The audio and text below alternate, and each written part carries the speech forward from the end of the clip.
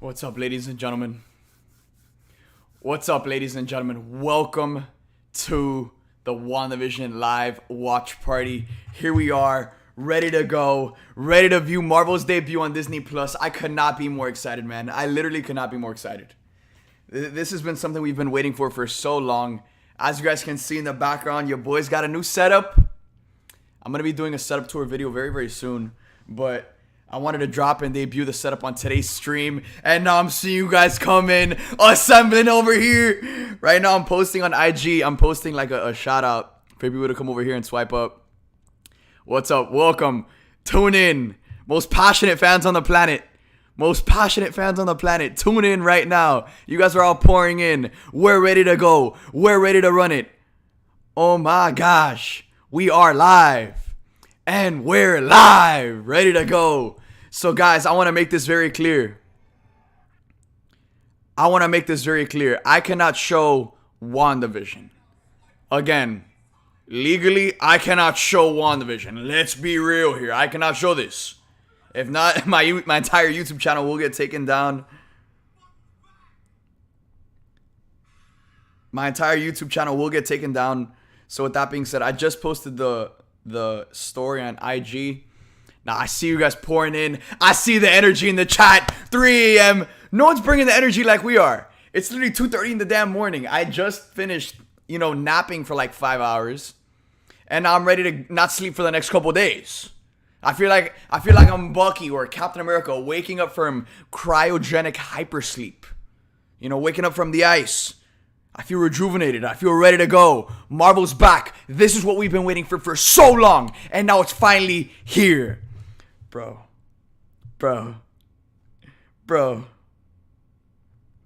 I can't.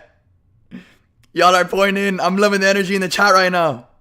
We're going to keep that energy throughout. Today, WandaVision premieres on Disney Plus with 2 episodes.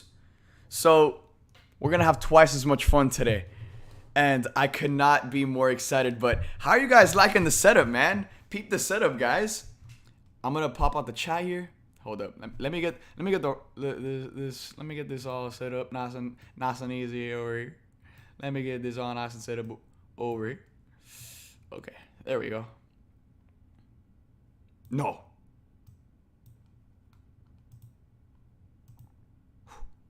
Okay, pop out YouTube.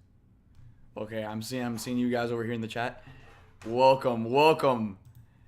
Guys, put your names in the chat right now so I could call you out, show some love. You know what I'm saying? Welcome. I'm seeing you guys over here.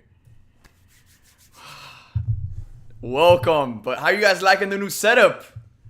We got some figures, some more figures, some pops, some comics, some posters.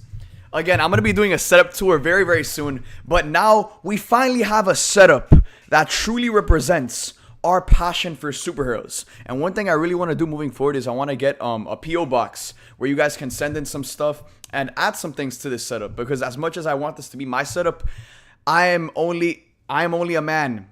Together, we are a freaking army.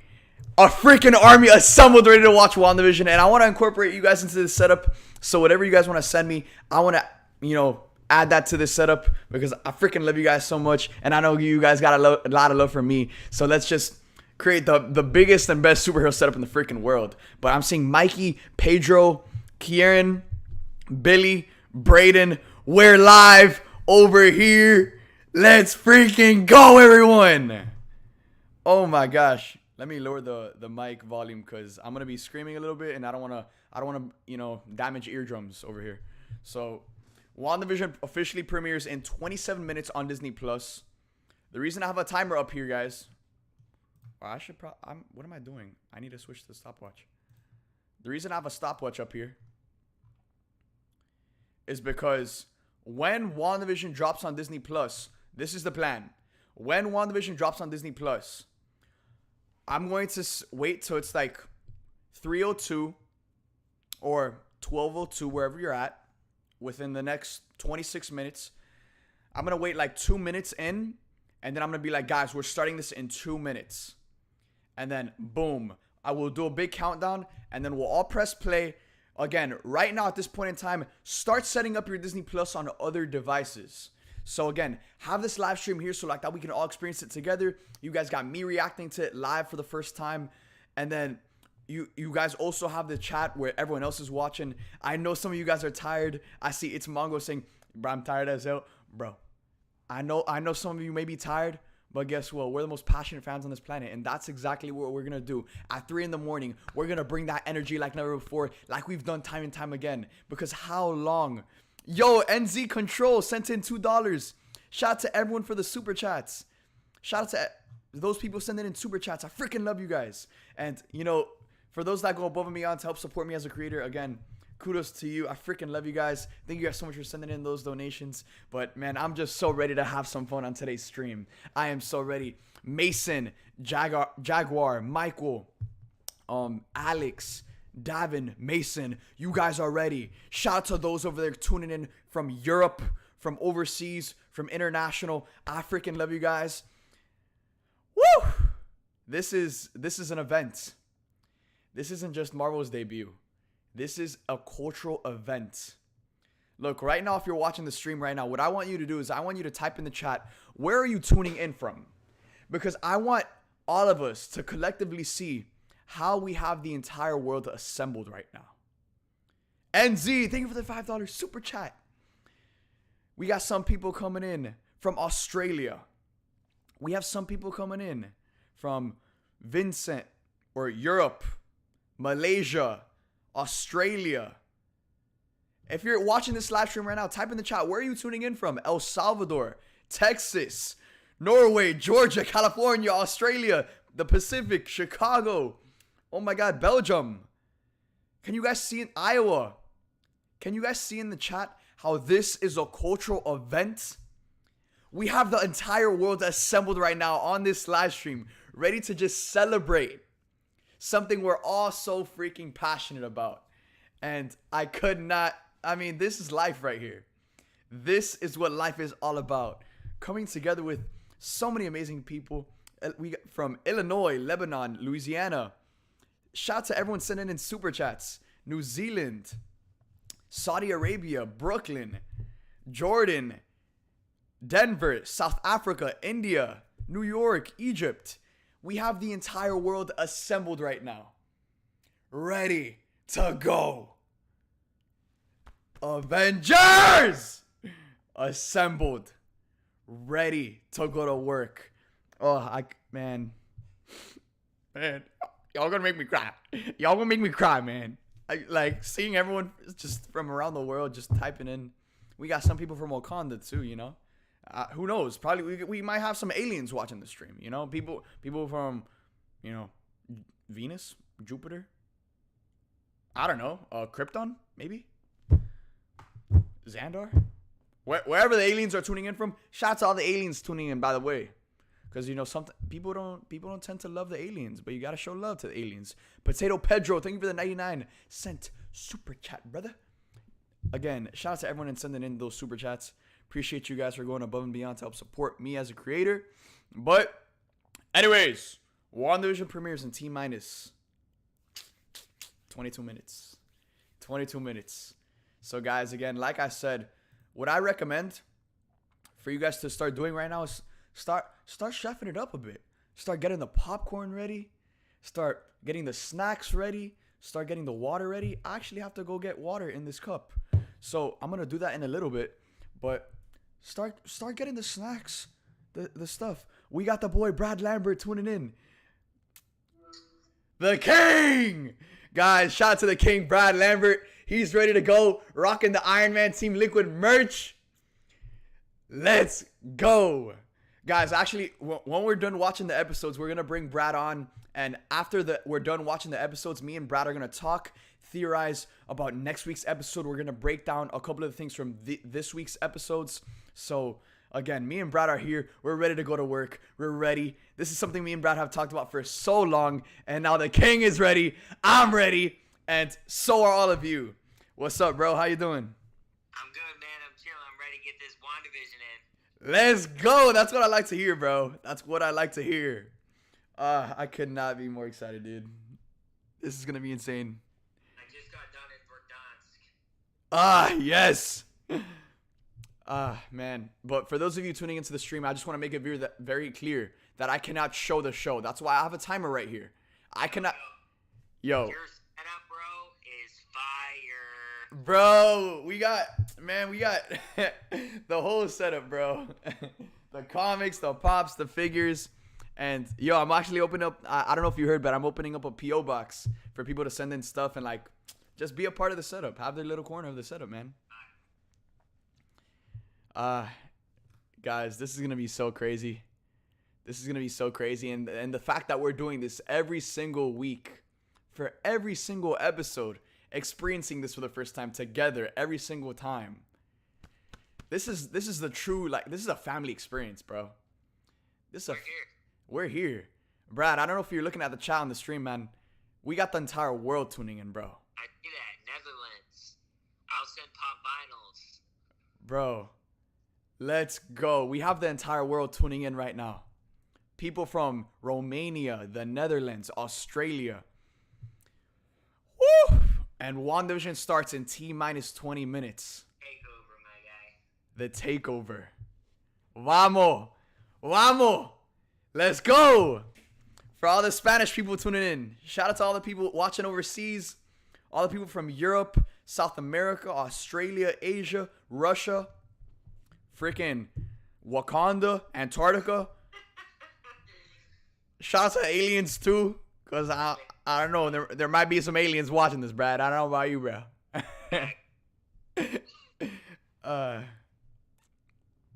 Dude, this is so... Yes, sir. We're almost there. We're almost home free, guys. But now in the meantime, right before we watch this show, type in the chat, what are your WandaVision theories? Again, going into this show, let's be real. We haven't heard, or we haven't even seen anything. From the trailers, from the marketing, we have not seen anything for this show. I mean, it kind of reminds me a bit of Endgame. Whereas going into Endgame, Marvel didn't really show anything for Endgame in their trailers, in their marketing. And I feel like it's the same case going into WandaVision. This is, you know, I believe there's 6 episodes. How many episodes are there? 6, 8? Is it 8 or 6? Well, regardless, I think it might be 8 or 9. But if it is 6 episodes, which is the minimum, that's 6 hours of MCU content. And we've only seen what? Maybe 5 minutes of footage? And maybe not even that. So, going into the show, we don't even know what this is going to be. We don't even know what this is going to be. And I see you guys typing in the chat, 9 episodes. So again, this show is going to be 9 episodes long for 8 weeks since they're premiering with 2 episodes today. For the next 8 weeks, we're going to be assembling, coming together every single time at the same time to watch these episodes exactly when they drop. And again, I know some of you guys are tired. I know some of you guys probably have school today. So kudos to you for waking up this early.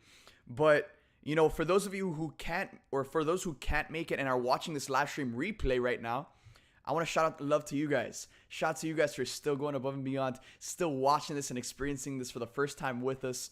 I could not be more excited to, again, just be able to come together and experience this with you guys for the first time. It's something that's never been done before. And, woo! We got Brad watching the live stream. Shout out to everyone sending in donations, too. You guys are the freaking best. Inception level stuff. My God. And WandaVision premieres in 16 minutes. 16 minutes. Again, guys, start preparing the Disney Plus on a separate device.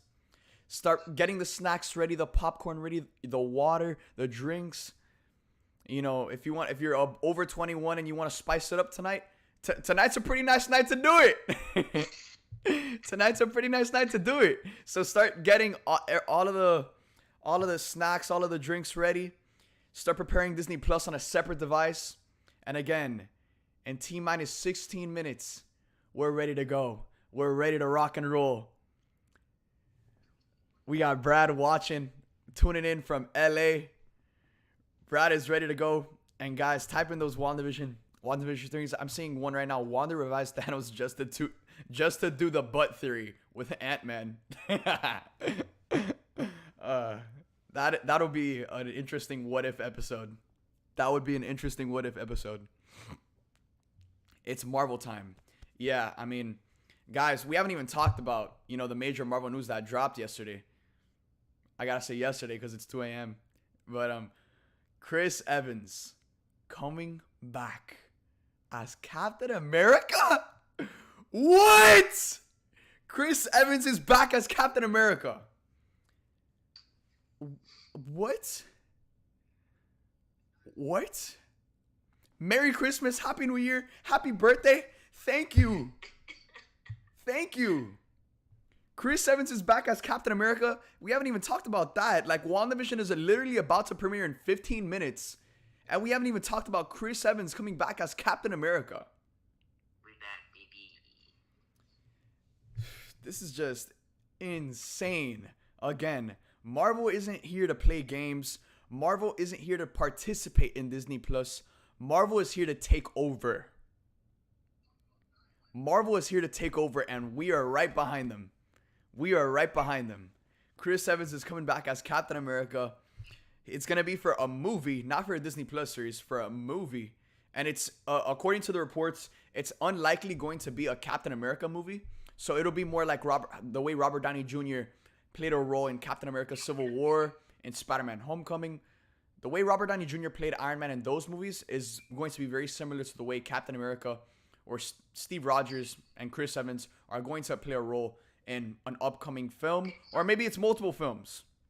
Supes, it's 8:45 where I am, and it premieres at 8 a.m. or what is this person saying? It premieres at 10 p.m. where I am. What do I do? Dude, I don't know if it premieres at 10 p.m. where you're at, dude. I think it premieres at the same time for everyone worldwide. So, I don't know. You have to check. Check on Disney Plus. Stay with us for the next 14 minutes, and then on Disney Plus, check if it's there. But someone put I hate the Grubhub commercial. Sorry, bro. Your boys gotta capitalize on the monetization, man. I'm sorry. It's rough out here. It's rough out here. We have how many people we got watching? Bro, we have 527 viewers. Let's go, guys. Oh my gosh. We are ready to rock and roll. So ready. Just subscribed. Thank you, Yadier Kodo. Thank you guys so much. Guys, if you are subbed, I would highly appreciate if you guys can hit that bell notification on my channel to get notified when I post content over here on YouTube. I'm always posting YouTube videos left and right. And after we're done with this live stream, my immediate next task is to make a breakdown video over here on YouTube, an in-depth breakdown on the Easter eggs and the things that have greater meaning within these first 2 episodes of WandaVision. So again, this is going to be, I tweeted last night. I said, I'm going into something that I like to call the last slumber, which I already experienced. I'm woken up. We're here. We're live. We're ready to rock and roll. But what the last slumber is, for those of you who don't know, it's basically where I have a night where I just have one final sleep. And then for the next couple of days, as something major drops, whether it's a new game or a new show or a new movie, I just spend the next couple of days just grinding content. Because again, we have so many platforms to grind content on. We have Twitch, which I'm still doing Fan Fridays today on Twitch later on tonight. We have YouTube. Obviously, I have some breakdown videos to make, some theories, some speculation videos to make after these 2 episodes. And then we also have so much content to talk over there on TikTok and then on Instagram and then Twitter. It's just nonstop. There's so much to create. And again, I'm not going to be sleeping for the next couple of days. And, a lot of people like to say, yo, Supes, how do you do it? How do you do it? Guys, for me, it's like we're literally getting new Marvel content in the next 11 minutes. So, like, that gives me the energy to stay up for a freaking week. Like, let's be real. We've waited for this for over a year. And now here we are, 11 minutes away from WandaVision premiering on Disney Plus. Guys, start setting up the Disney Plus on a separate device. Start getting the snacks, the drinks. Start prepping. Again, for those of you who just tuning in right now, I cannot show the show because it will result in copyright as most of you probably would expect. It will result in copyright and my channel would get taken down, and it's literally illegal.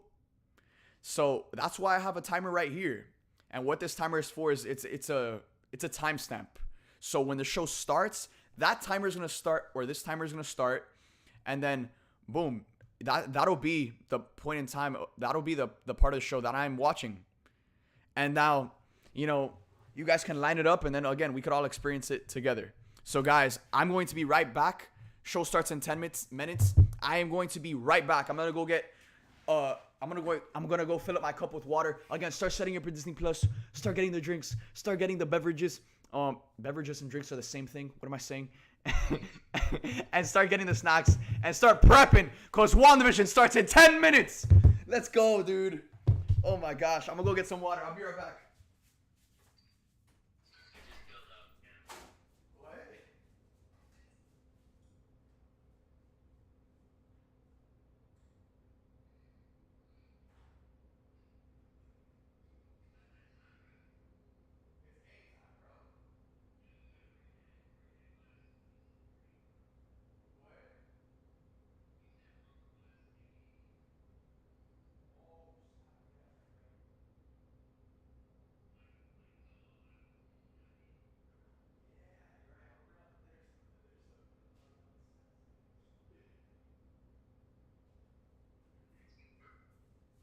Yo, hold up, guys. Hold up, I'm back. Hold up. Guys, all right, 9 minutes. Hold up. I'm setting something up real quick.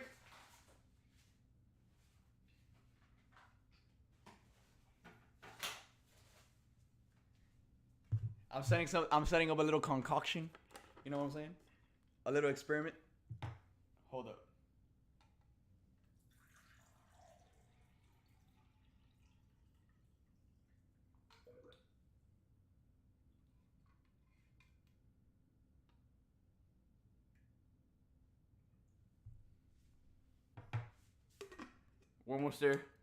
We're almost there, ladies and gentlemen.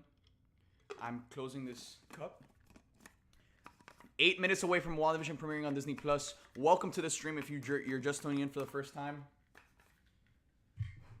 But now, shout out to Marvel Studios for sending me the little WandaVision cup. A love like you've never seen. Shout out to Marvel Studios. They sent me, ironically, like a couple of little goodies for WandaVision. You guys can see that is my most recent YouTube video where I unboxed all of that stuff. And I'm gonna show some of this stuff here. That is my most recent YouTube video where I unboxed like what all the things that they sent me. And here we have a little WandaVision cup. As you guys can see, both Wanda and Vision staying hydrated with that H2O. We have some coasters here, both Wanda and Vision. And then we have a WandaVision dinner tray. I might get this framed actually. I don't know, but we have the coasters.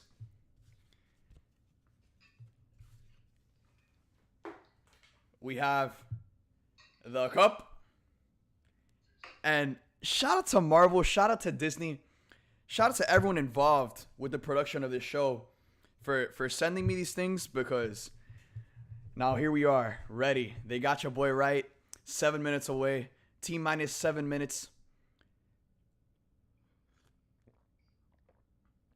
Again, make sure you guys are staying hydrated.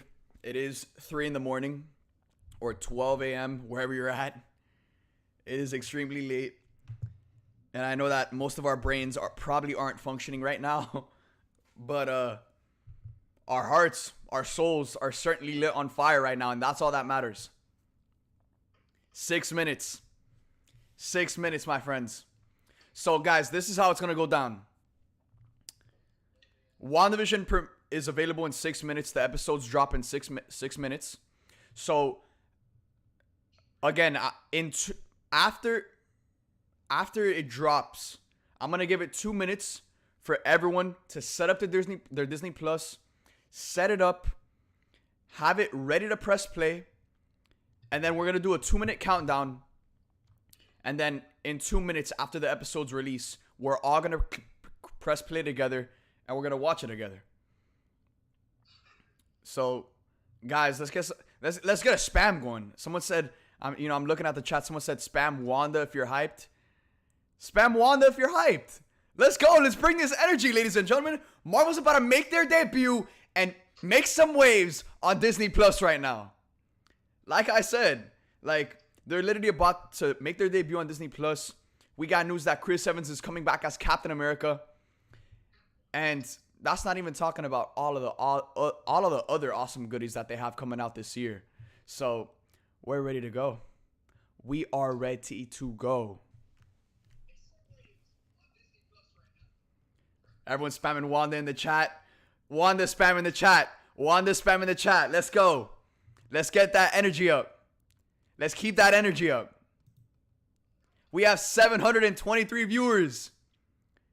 Shout out to every single one of you guys for tuning in. We have, again, man, it's so awesome to see so many people from so many different places coming together to collectively celebrate something we're all so passionate about. You know, this is something you don't get with a theater experience. And don't get me wrong, I love the theater experience, and it's everything to me to be able to sit in a jam-packed theater with so many passionate fans, to be able to experience movies, Marvel movies and DC movies for the first time.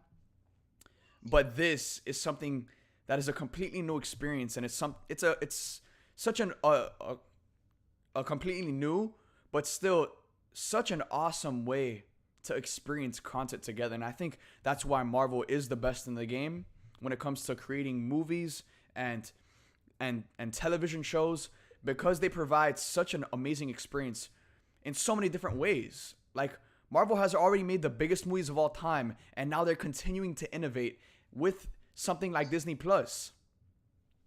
So here we are.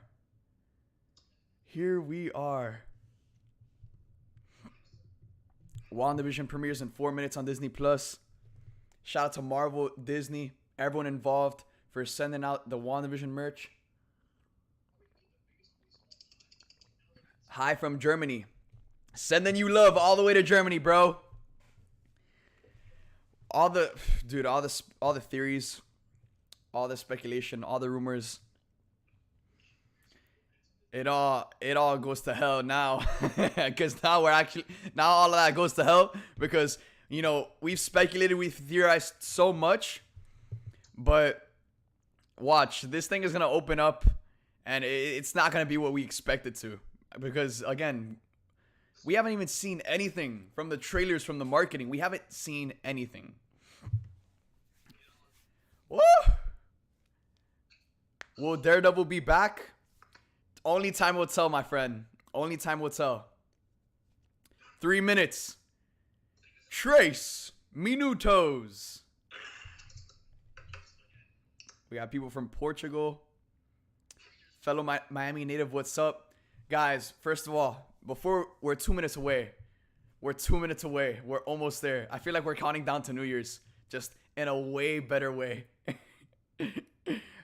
We're 2 minutes away.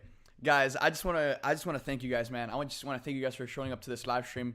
You know, to be able to sit here at literally 3 a.m. from where I live, and to be able to experience this for the first time with 850 people live on stream.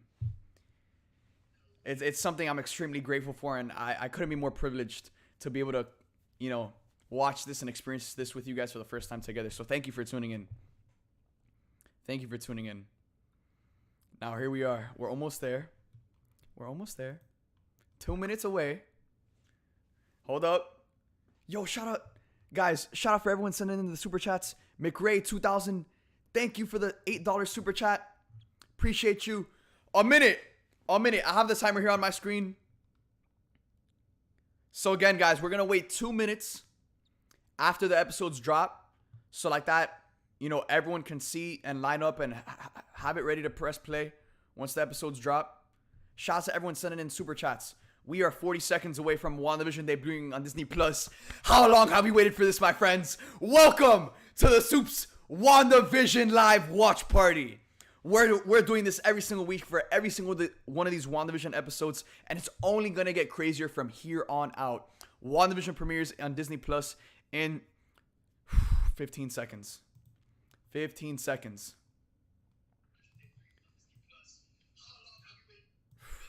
Here we go. And here we go.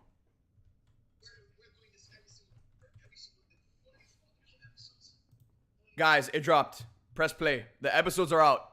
Okay, don't press play. I'm kidding. Don't press play yet. The episodes are out. We're gonna wait. So, we're gonna wait 2 minutes right now. We're gonna start it in 2 minutes. So like that, everyone has it lined up. WandaVision is available on Disney Plus right now. This is insanity. Don't press play just yet. I will tell you when to press play and this timer will start. Do not press play just yet. Have it ready to press play. Set it up. Set up your Disney Plus. We are starting in 2 minutes. Well, now it's about to be 1 minute. But again, set up your Disney Plus. It's available. It's available. WandaVision is available on Disney Plus. So set it up on a separate device. Have it ready to go. And I'm going to wait. It's like five more seconds.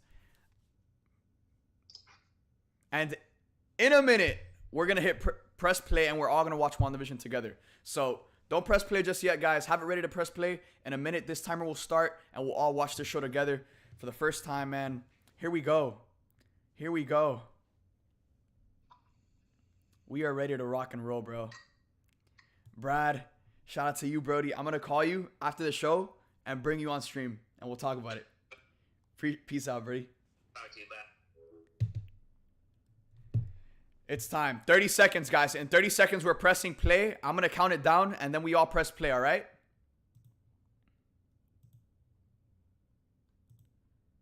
Be ready. Have it ready. Okay. Have it ready on Disney Plus. In 10, 9, 8, 7, 6, 5, 4, 3, 2, 1. Press play! Press play, guys. You guys can see the timer moving. Here we go! The Marvel intro, man! Press play, guys. The timer's rolling. The timer is rolling. Press play on Disney Plus right now. WandaVision. Yo! They have scenes from Endgame in the Marvel intro. Tony Stark snapping. Dude, they updated the Marvel intro.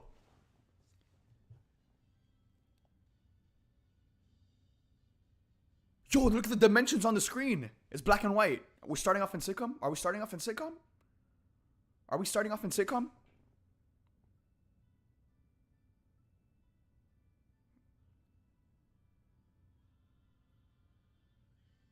Bro, this feels like a trailer. This feels like this is the episode. 28 minutes left. WandaVision. Dude, they're getting their house? Oh my god. We're starting off in sitcom, guys. They're just straight back. Vision is back.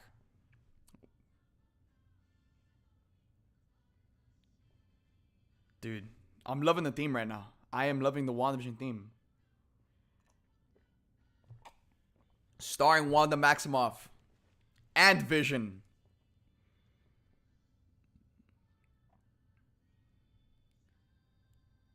Dude, I love the intro. I love the intro. Here we have Wanda. Oh my god, Marvel is doing a sitcom with a live audience.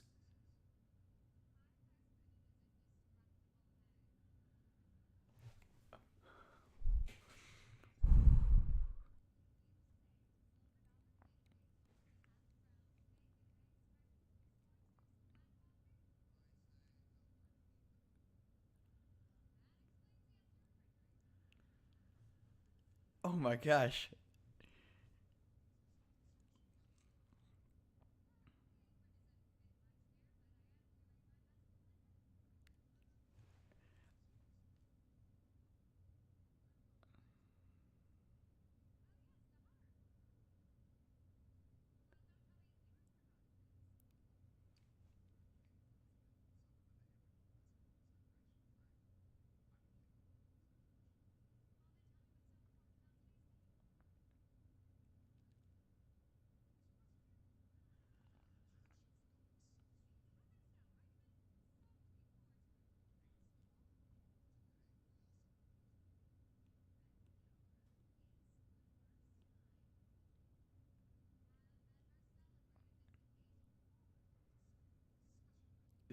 Their anniversary?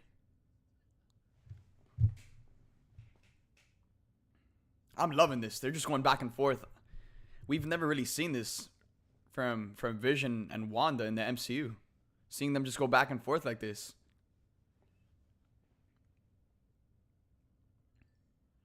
Oh, Paul Bettany. He's not even Vision anymore.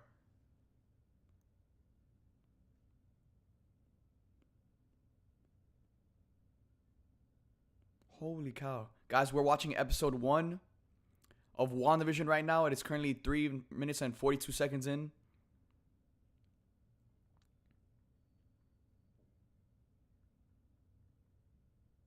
Agatha!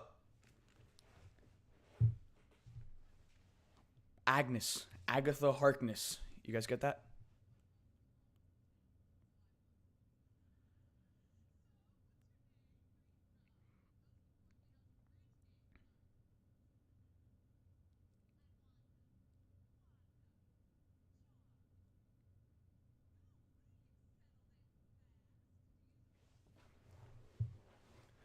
Dude, the performances are so good.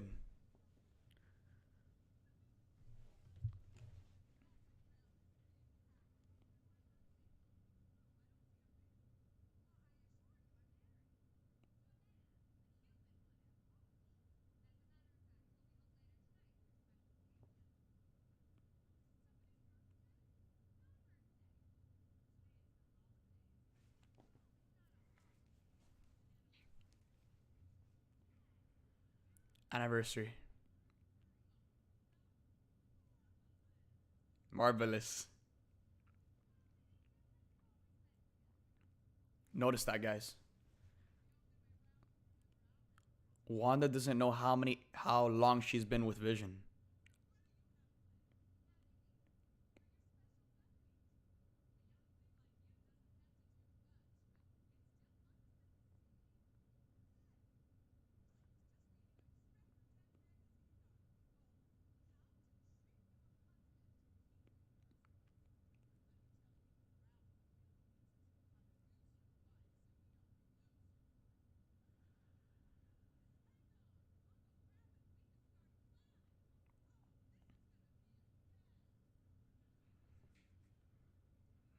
Notice that, guys. Notice the little things. Wanda doesn't know how long she's been with Vision. And now we're going to Vision's job. Yo, look at Vision. Going ham.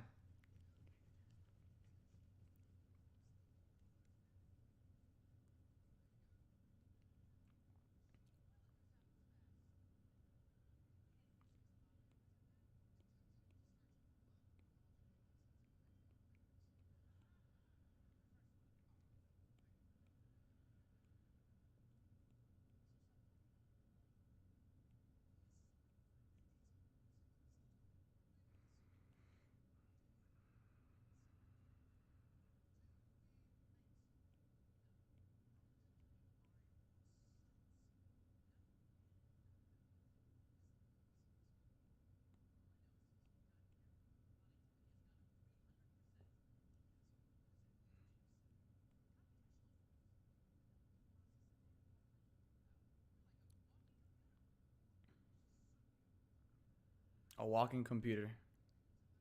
It's a good way to put it.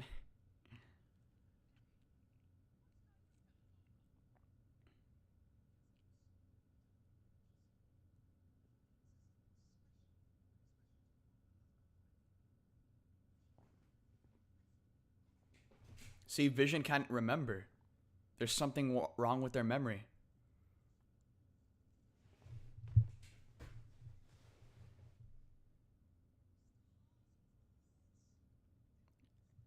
Yep, we saw that in the trailers. Vision and Wanda having dinner with this guy and his wife. That's going to go down in this episode. Wow.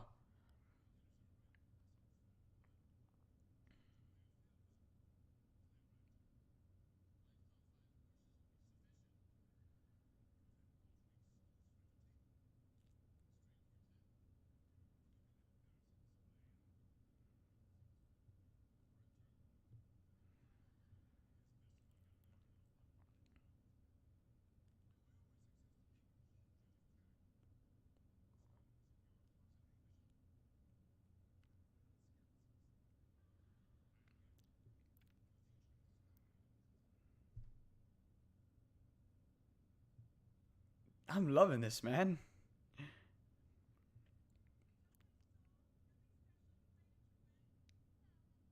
See, they don't remember anything.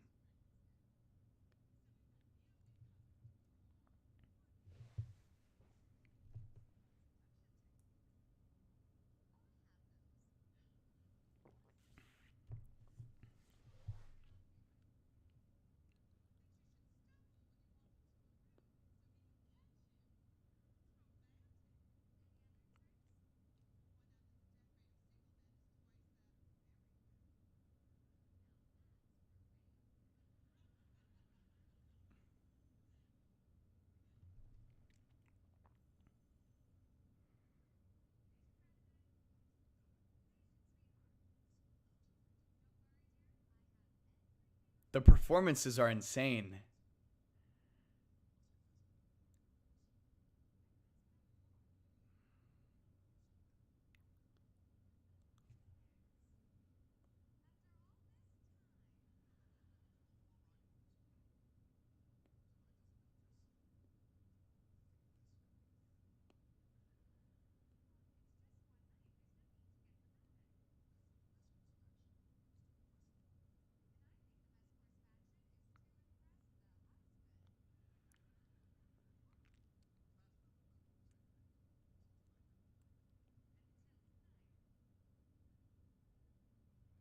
The performances are insane. No! No! Bro, there's commercials. There's commercials, guys. What? It's like an old 50s commercials, straight out of sitcom. Yo, that wasn't that the Iron Man? Dude, that sounded like Iron Man's repulsor blast.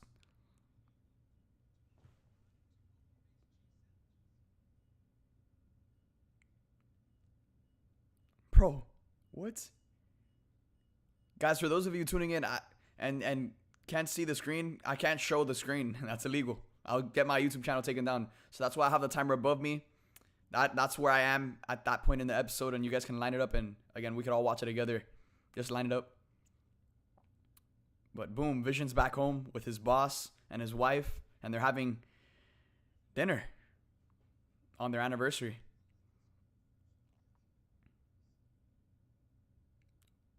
Wanda.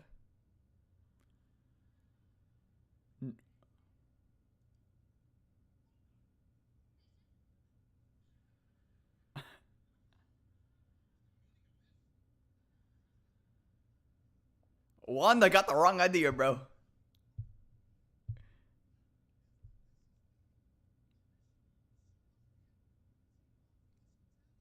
Sokovian.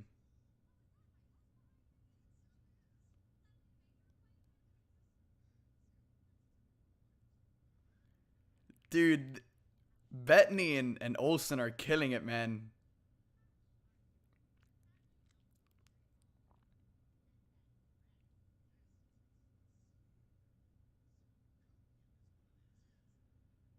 So Sokovian.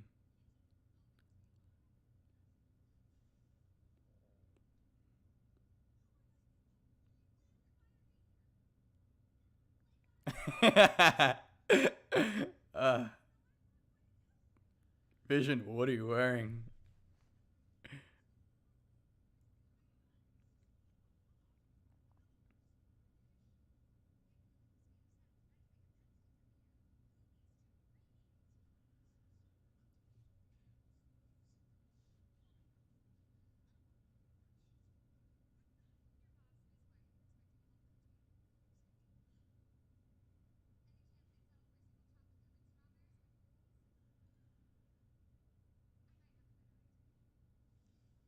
There you go. There you go, Wanda. Dude, I'm loving this right now, man. It's so different. It's so refreshing. Wanda's chefing it up right now, I think.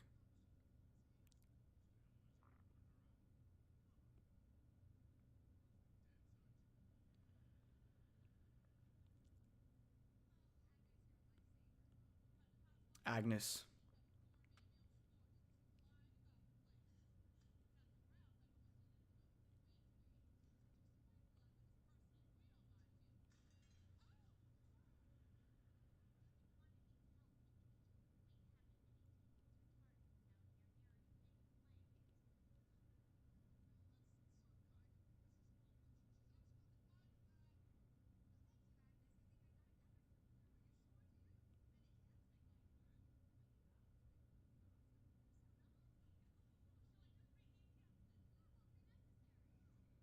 Agnes is being extremely pushy.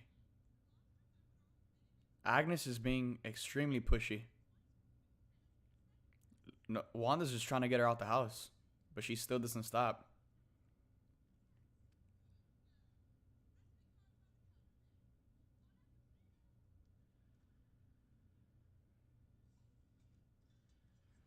Yo, WandaVision is chefing it up. Or Wanda is chefing it up right now.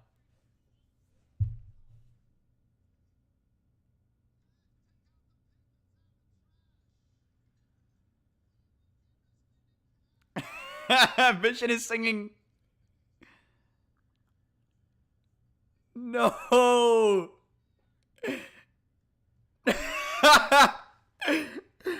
my god, that was hilarious. Well, Wanda was chefing it up, Vision started singing. Dude, Bettany and Olsen are killing it.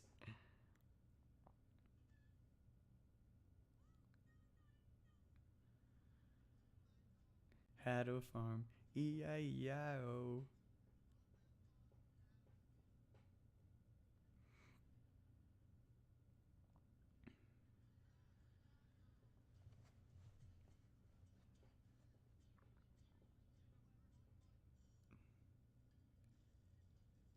Wanda.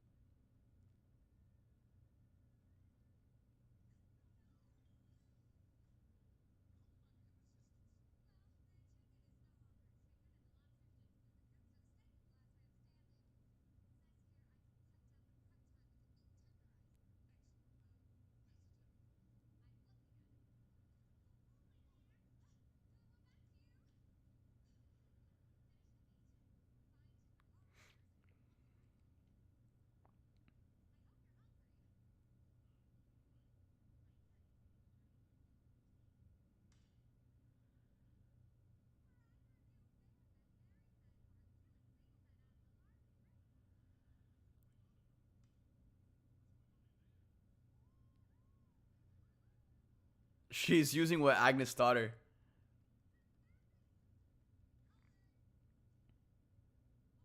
Agnes again. Agnes again, we can see is being extremely pushy.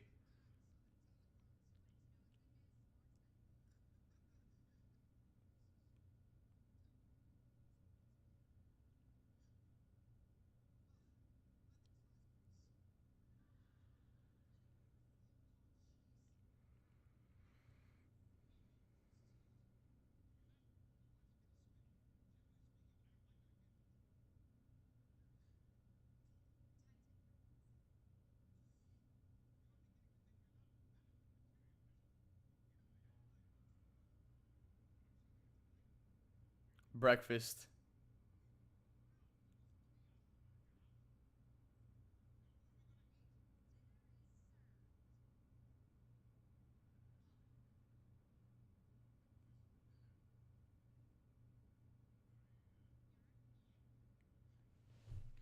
Wanda really made breakfast for dinner.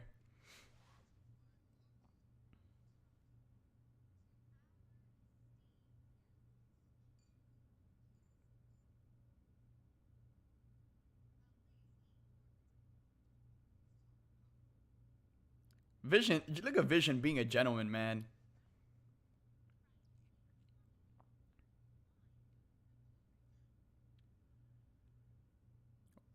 Look at Wanda. Why don't you have children yet?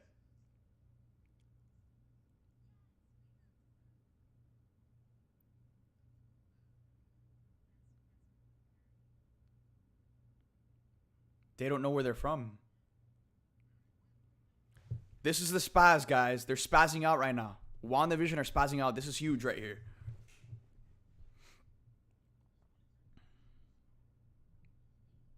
They don't know what their story is.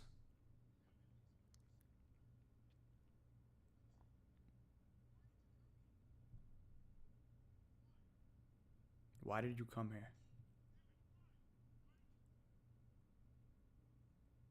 The boss is choking now.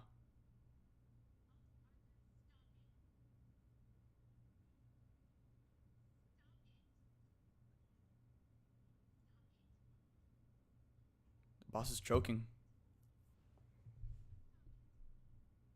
Wanda and Vision don't know what to do. Neither does the wife. Oh my god. The wife isn't even freaking out.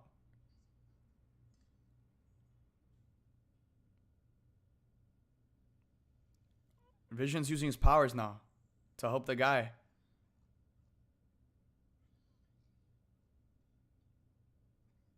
The wife wasn't even freaking out that her husband was choking, literally dying. Holy cow.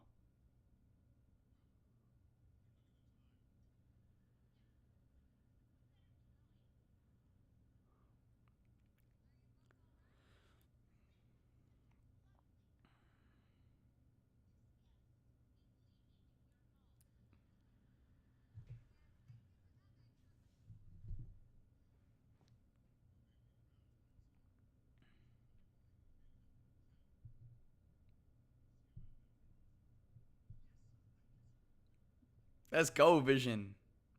Vision got the promo. Dude. That was so wild right there. I feel like that was the biggest part of the episode that we just witnessed. That was definitely the biggest part of the episode. The way... It's still so entertaining, but they're building mystery so well.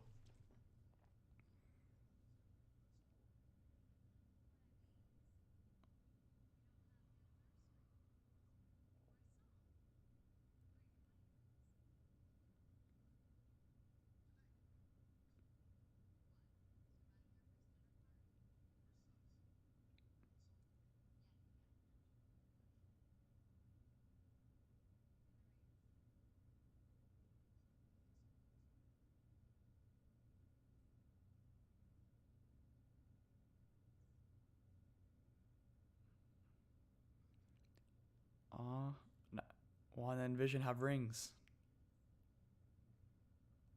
I do.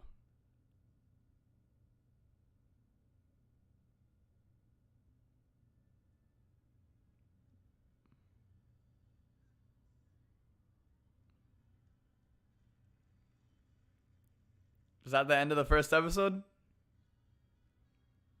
Wanda Maximoff, Vision. And that's the end of the first episode. There's still 7 minutes left, though. No, it's not! No, it's not! We're in the real world! Sword! Sword! Sword! We're in the real world now! Sword! Please stand by. Oh my god, that's the end of the episode. Is there anything else? Okay, there's nothing else. Yo! Dude, the ending of that first episode, bro. Okay, guys, we're going to take a break. We're going to take like a 5-minute break and then start the next episode. So it's currently, again, in 5 minutes, it's currently 3:24 where I live. So in 5 minutes, at 3:30, we'll start the next episode. But let's talk a little bit about the ending of that first episode, man. Guys, woo! Sword. Dude, that was wild. So, first, general thoughts. Oh my gosh. General thoughts, guys. We started off straight in the sitcom. My initial impression, or my initial reaction is, or I'm going to stop the timer. I'm going to reset the timer too. Guys, now we're starting. Now we're starting on episode 2. Guys, my initial reaction, so entertaining, so refreshing, so different. And even though they're not directly addressing what's really happening yet, you know, we're getting subtle hints here and there, and it's building a lot of mystery. And I love that. I love how they're really building mystery to this whole show and the way they're doing it, because it's the, you know, I never thought in a million years I could sit back and say, you know, I could just see Wanda and Vision go back and forth and I'll be entertained. Now I can actually say that. The performances by Paul Bettany and Elizabeth Olsen are spot on. So entertaining. How did you guys like that first episode? This was awesome. So entertaining. What sword? Guys, don't worry. I'm going to do breakdown videos explaining everything, because the ending of that episode confirmed that whoever that sword is watching from the outside world what's happening in that alternate reality. And, you know, Agnes, we saw Agnes, the nosy neighbor, being extremely pushy. You know, that is Agatha Harkness, an extremely powerful witch from the Salem witch trials. We just don't know her to be that yet. We'll get to that at some point in the show. So crazy. I loved it. Yeah, guys, I really love that first episode. Again, we're going to start the next episode in 4 minutes. Right now, we're just talking a little bit about it. Holy cow, 10 out of 10. Yeah, guys, on a scale of 1 to 10, what would you rate that first episode? What would you rate that first episode? Again, 0 action. And that's crazy. That's crazy that we love this episode so much and there was 0 action. Just sitting back. It was so funny, man. It was so funny. It was so witty. It was so charming. And, the choking part was extremely interesting. That was probably the biggest part of the episode besides the ending, where we got to see Sword watching what was happening in the alternate reality. But that first episode was wild. It was wild, man. What a way to start the show. Let me tell you right now, I didn't think they would start off the show. I thought they would start off the show slower. I really thought they would start off the show slower. Like, I really didn't expect much from this first episode. But it was super entertaining. It was super refreshing. We've never seen something like this in a Marvel project. Super refreshing. And again, the way they're building mystery is so impressive. And we're going to start this next episode in 2 minutes, guys. So start prepping the Disney Plus again for the second episode. Start prepping to hit play. But that's the beauty of this. Tonight we have twice the amount of fun. Because tonight we have twice the amount of fun. Because they dropped 2 episodes. So, love from Greece. Sending you guys so much love. For you, those of you guys just tuning in, I cannot show the episode. I will get copyrighted. It will result in my channel getting taken down. So, what we're all doing is we're all watching Disney Plus separately on a separate device. And we still have this live stream watch party open, so like that we can all experience it together with the chat, with the stream. And that's why I have this timer here. So like that when the episodes start, that timer runs, and that's the timestamp of the episode. So guys, prep episode 2 right now. We're going to start it in 50 seconds. Again, after that first episode, I'm excited to see what this next episode has in store. Seeing more from Agnes. Big things, my friends. Big things. We're going to start this next episode in 40 seconds. So prep your Disney Plus. My hands are shaking. Bro, WandaVision is off to a really good start. I'm loving it so far. We're starting this next episode 2 in 30 seconds. And then we're going to bring on some interesting people to talk about the show and have some fun. Woo! I like that it's black and white. Yeah, man, it's different. All right, ready? 10, 9, 8, 7, 6, 5, 4, 3, 2, 1. Press play. The timer's running, guys. Episode 2. And now we're getting like a little recap previously on WandaVision.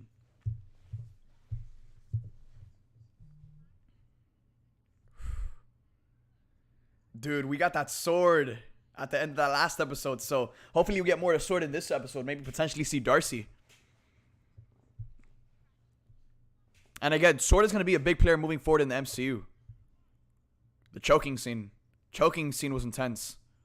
Said a lot. And Sword at the end.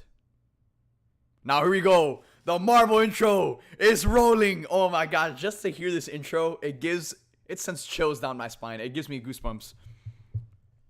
Episode 2 is here, guys. Again, we're 50 seconds into episode 2. We have the Marvel intro rolling right now. I love how they updated the Marvel intro to include the scenes from Endgame and Captain Marvel. It's about damn time. Episode 2 is here. Let's go. Things are going to amp up, get crazier.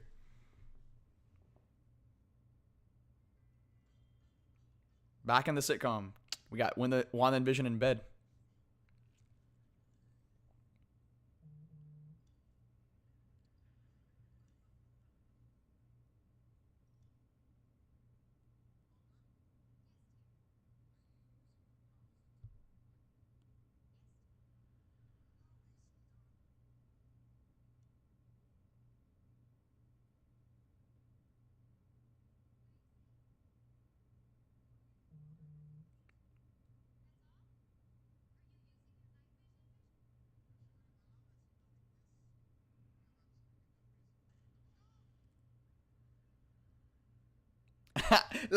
like this is exactly what I said, man. We could just sit here and see Wanda and Vision just go back and forth, and it'll be entertaining.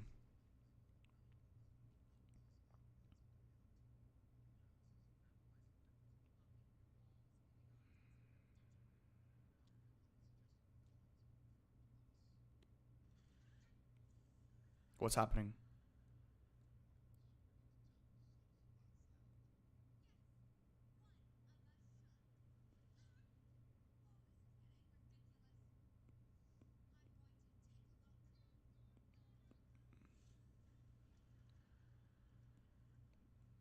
What's at their window?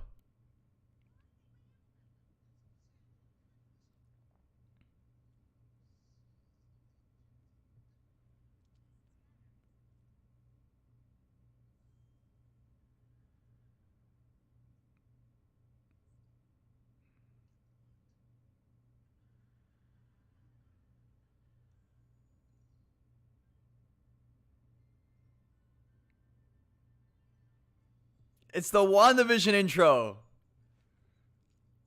This is like the show intro that's gonna be in every episode, I'm guessing, or just like the first couple of episodes that are like really sitcom.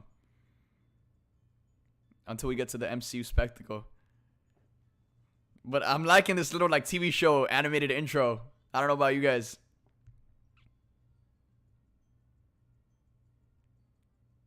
Oh, yo, that was Monica. That was animated Monica Rambeau in that intro. Are we gonna see Monica on this episode? Bro, what?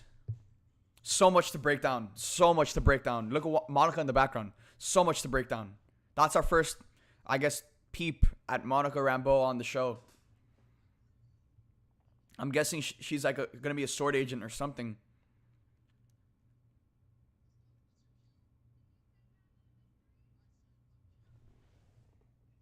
Dude, is that the Hydra symbol in the background?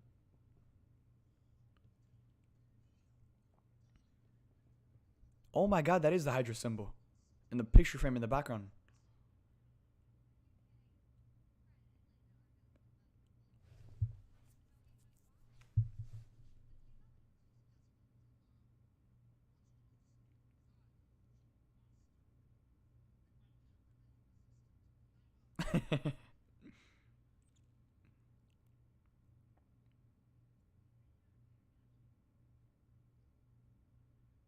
They're so good. They're so good, man. Both of them.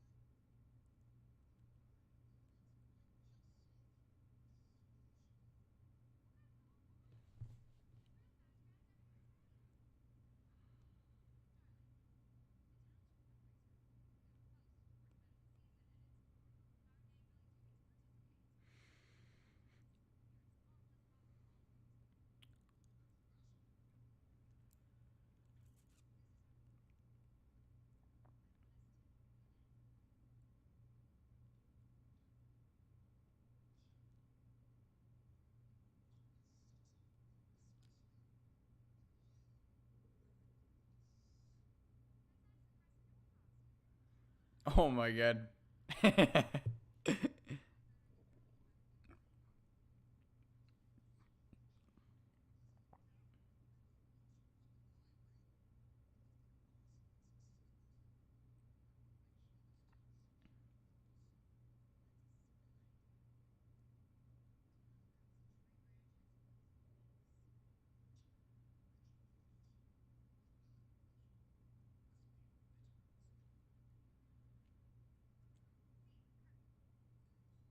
Dude, this is all.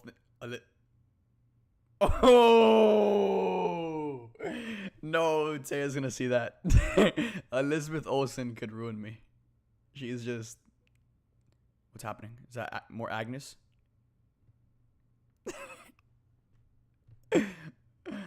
uh.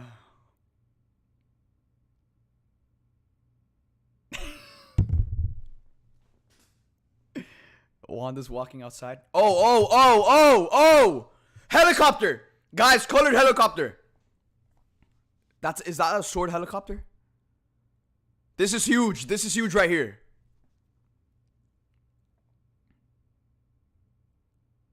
A colored helicopter. Does this have a sword logo? Where's the sword logo? It does. We have a sword helicopter. Colored in the black and white alternate reality. I think sword has infiltrated the alternate reality. Somehow, in some way. And that was what was causing the commotion earlier on in the episode. Oh my god. Sword. And look who's here, bro. Freaking Agnes. Agnes. That was huge, man. A colored helicopter in the black and white world. Sword has infiltrated the alternate reality somehow in some way.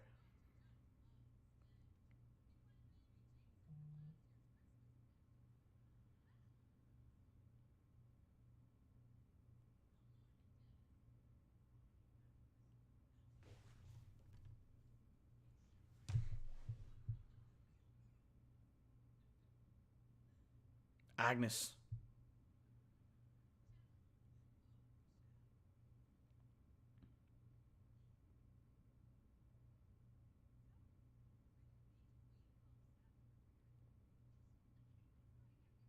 Yo, is it me? Or in this episode, it feels like the filming and the way they're filming is more normalized than in the first episode.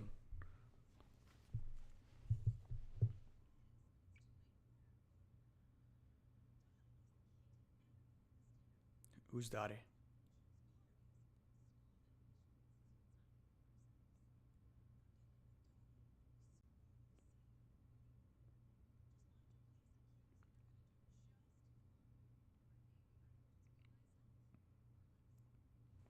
See, like the way they're filming it, where now it's like Wanda in frame and then Agnes, like it's more modernized than from the first episode where it was just everyone in one big frame.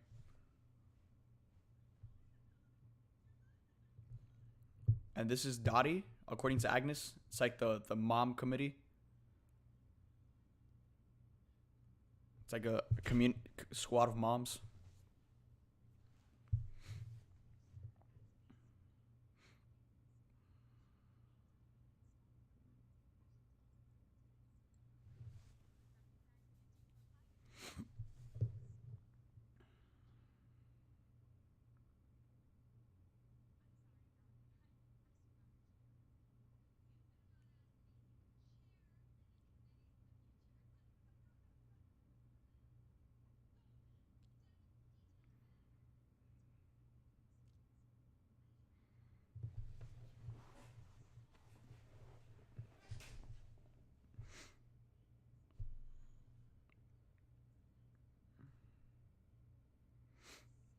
Monica! Monica! Guys, Monica!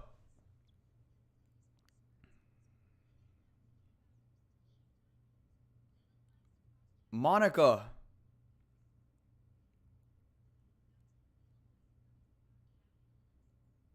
Holy cow. Monica Rambeau, ladies and gentlemen. She was probably who infiltrated with the helicopter. She's what infiltrated the alternate reality. In the colored helicopter.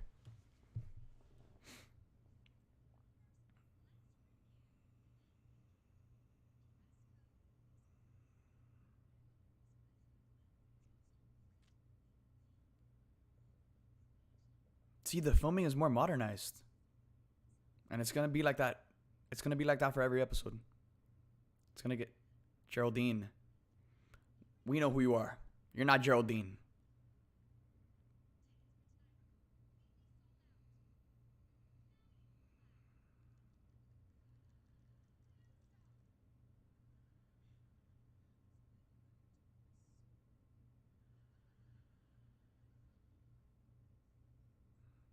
Yo, some of you guys are saying Mephisto in the details. Holy cow. We'll check that out after this episode. It says like devil in the details. Oh my god. Bro. My heart is beating so fast right now.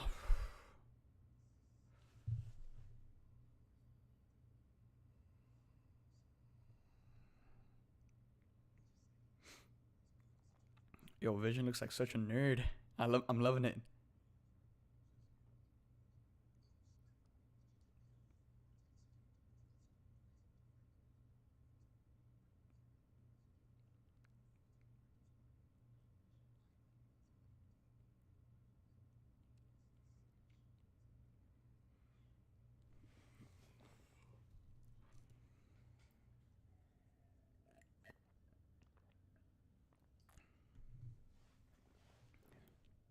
I don't eat food. There you go. There you go, Viz.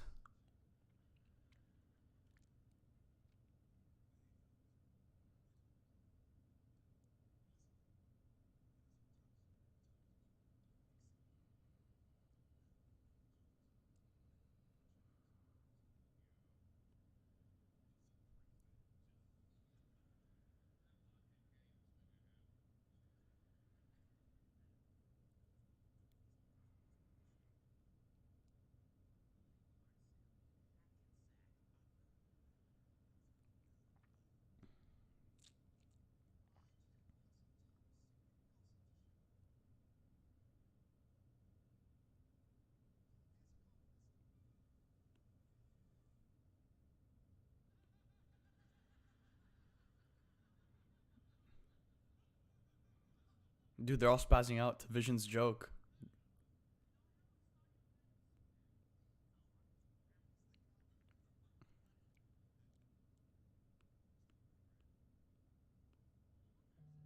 See, even like with this Vision scene, it's more modernized the way they film it. When in Westview.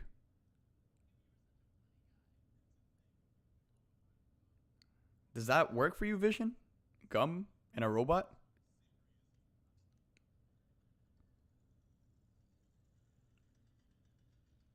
There you go.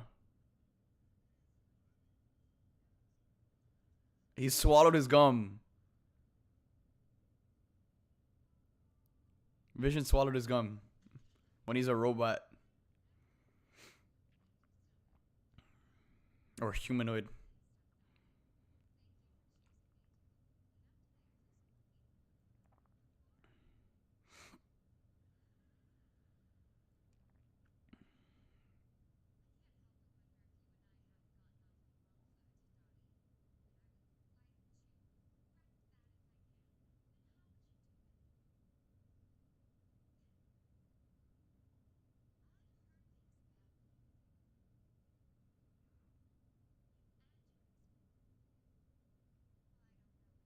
What things, Dottie?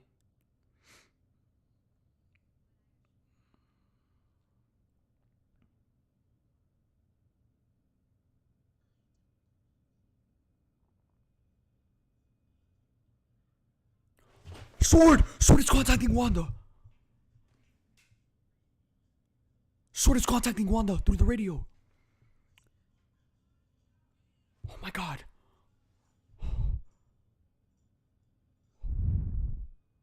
Dottie's spazzing out now.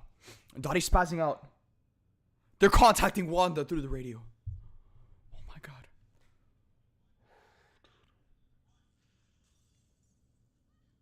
Bro, and Dottie spazzed out. Her blood is red too, in the black and white world.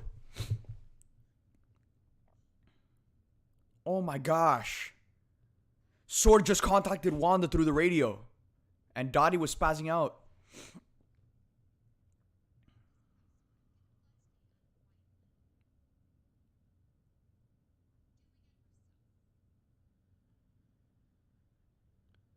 Oh my god, that was insane.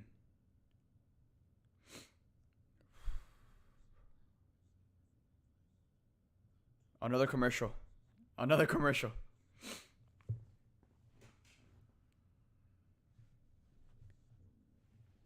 Strucker. I'm sure that means. I'm sure that has some significance. Strucker! Oh my god, Baron von Strucker, Hydra! Baron von Strucker. Duh. That guy's Baron von Strucker is the guy who gave Wanda her powers. He was the head of Hydra. Holy cow, what an Easter egg. What an Easter egg. Monica.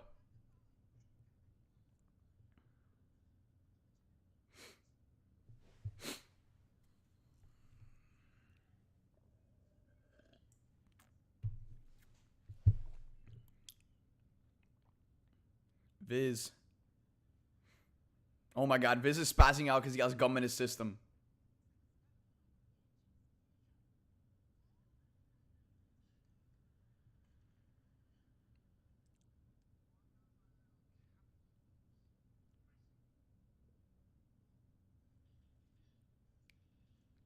Vision is spazzing out right now.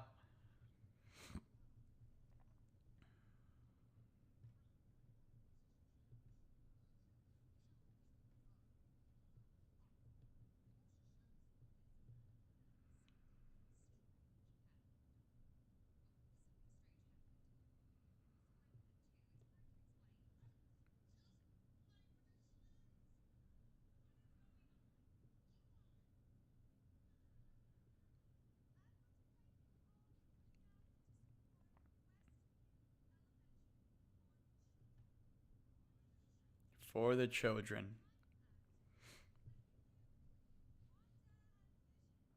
Now Wanda and Vision are performing. I'm sure this isn't going to go well.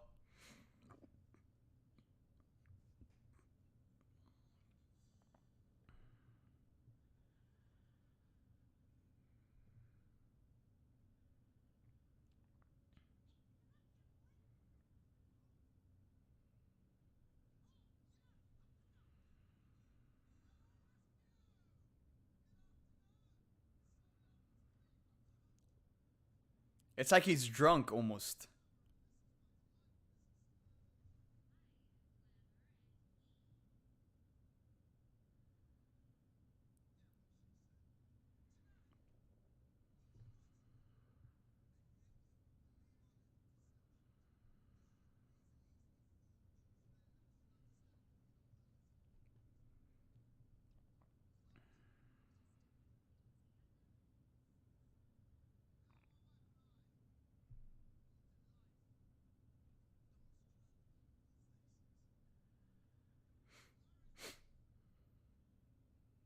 Vision is flying.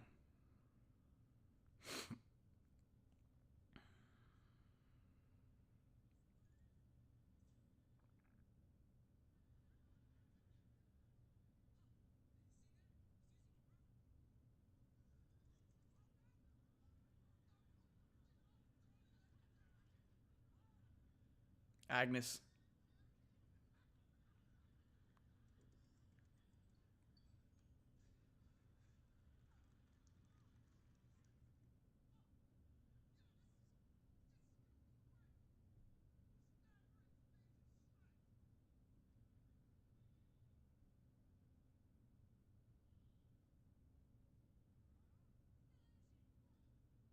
Wanda has to cover up.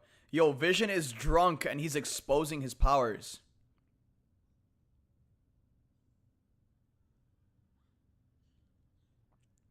Vision is like kind of drunk because he ate the gum. And he's exposing his powers and Wanda's covering it up. To keep their powers a secret.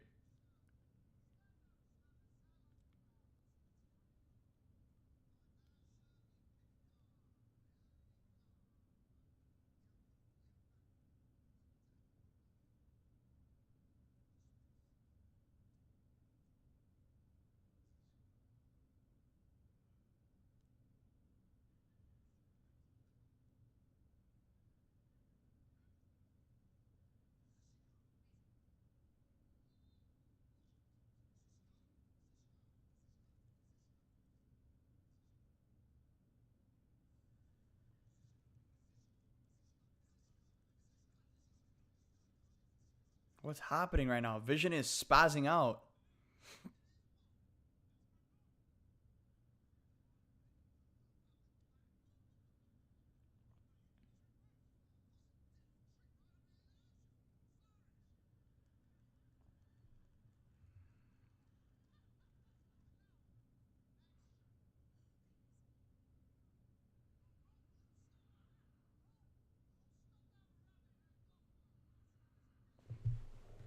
That's Agatha's rabbit.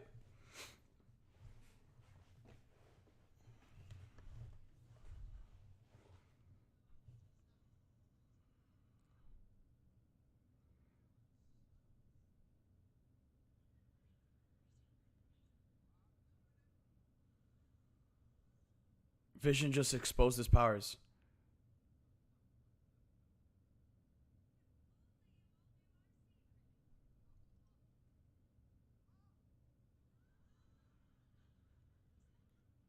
Oh, Wanda covered it up once again. Wanda covered it up once again.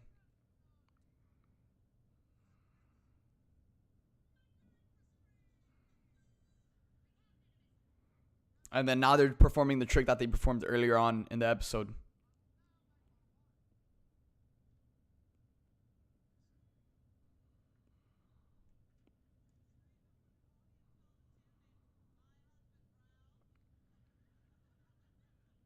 Who's Ralph? We gotta see Agatha's husband.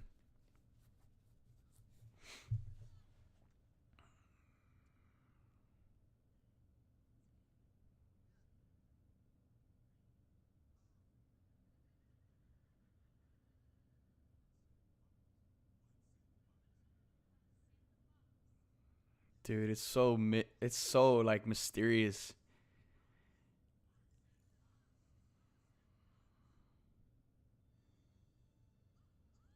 Monica. Monica.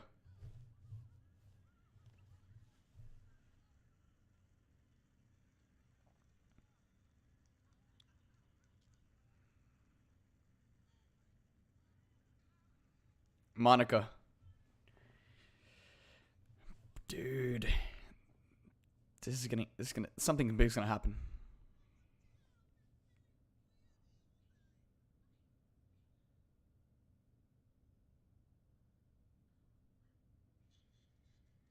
The gum. There you go. Good stuff, Wanda.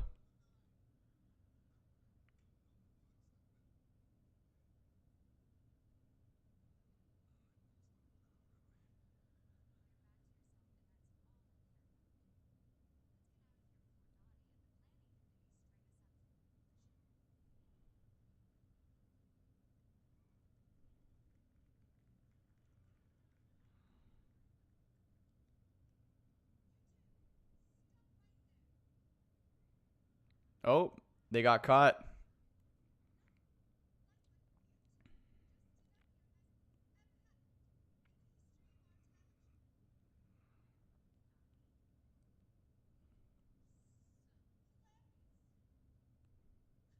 They won. They won.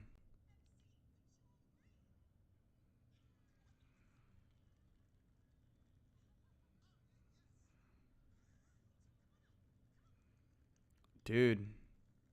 Something big is gonna happen here.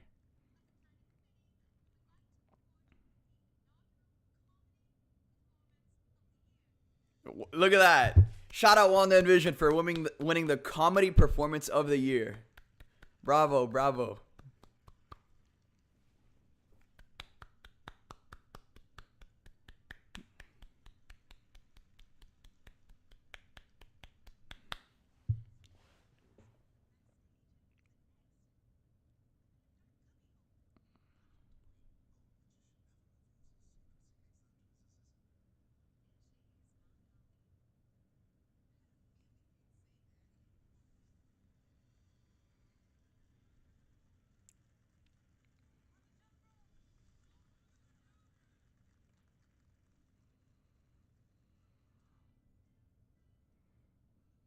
Wanda and Vision are back home.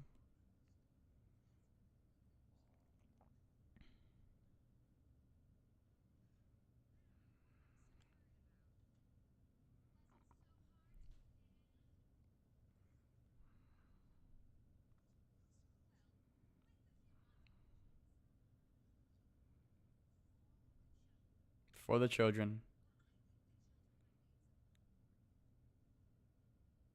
They keep on saying for the children. She's pregnant. Wanda's pregnant. Oh my god, Wanda's pregnant. Vision and Wiccan and Speed are coming. Wiccan and Speed are coming. She's pregnant. Wanda is pregnant, guys. They were talking about children the whole episode.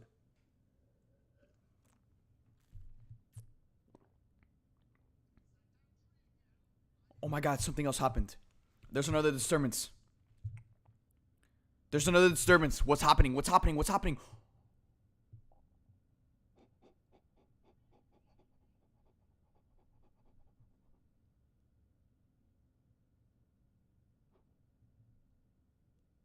What's happening? What's happening?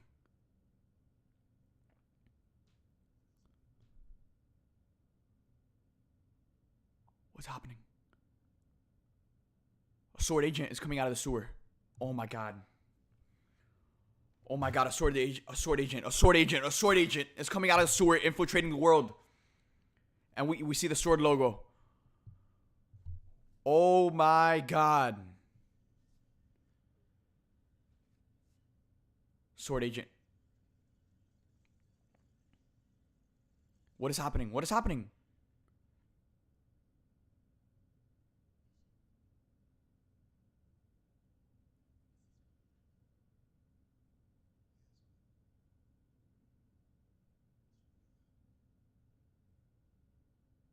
Did she reset the?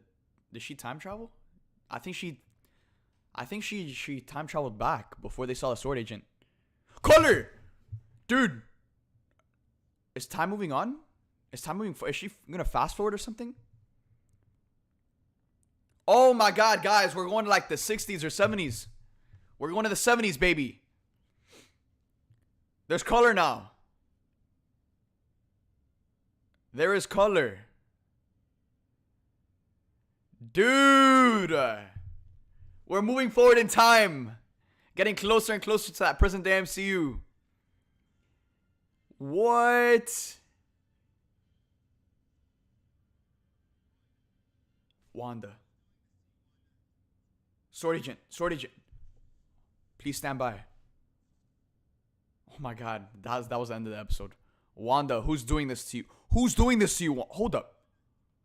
Who's doing this to you, Wanda? Agnes. Oh my god. Bro.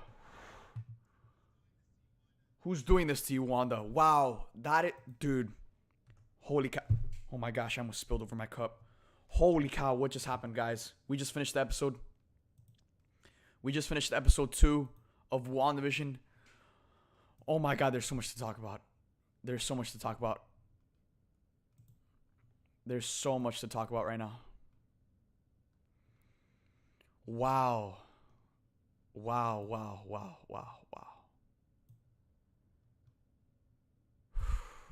This is insanity.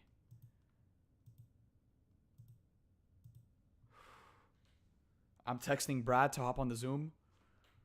Dude, hold up. A couple of you guys were saying that Mephisto was in the description of episode 2.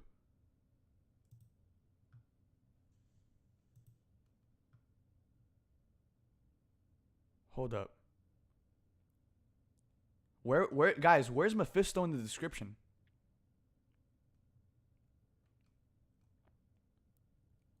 Like, where's the description that says the devil or something? Guys, what was the symbol? The symbol was a sword symbol.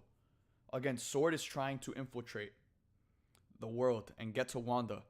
He said, who's doing this to you, Wanda? Dude, I think it's Mephisto, probably. I think it's too obvious that it's Agnes. She's probably working for Mephisto. Oh my god.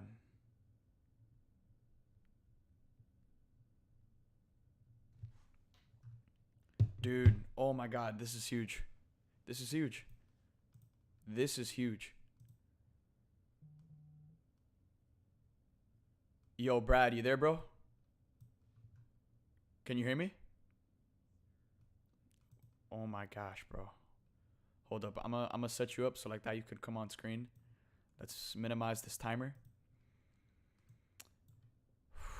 Wow. A lot to break down. So good,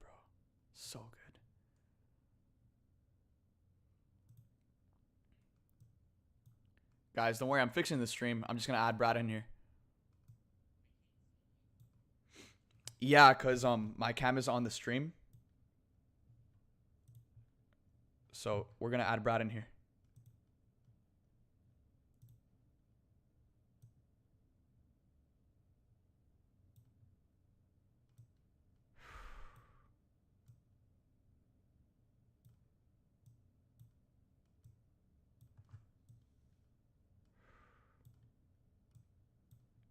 Bro, so much to break down, bro.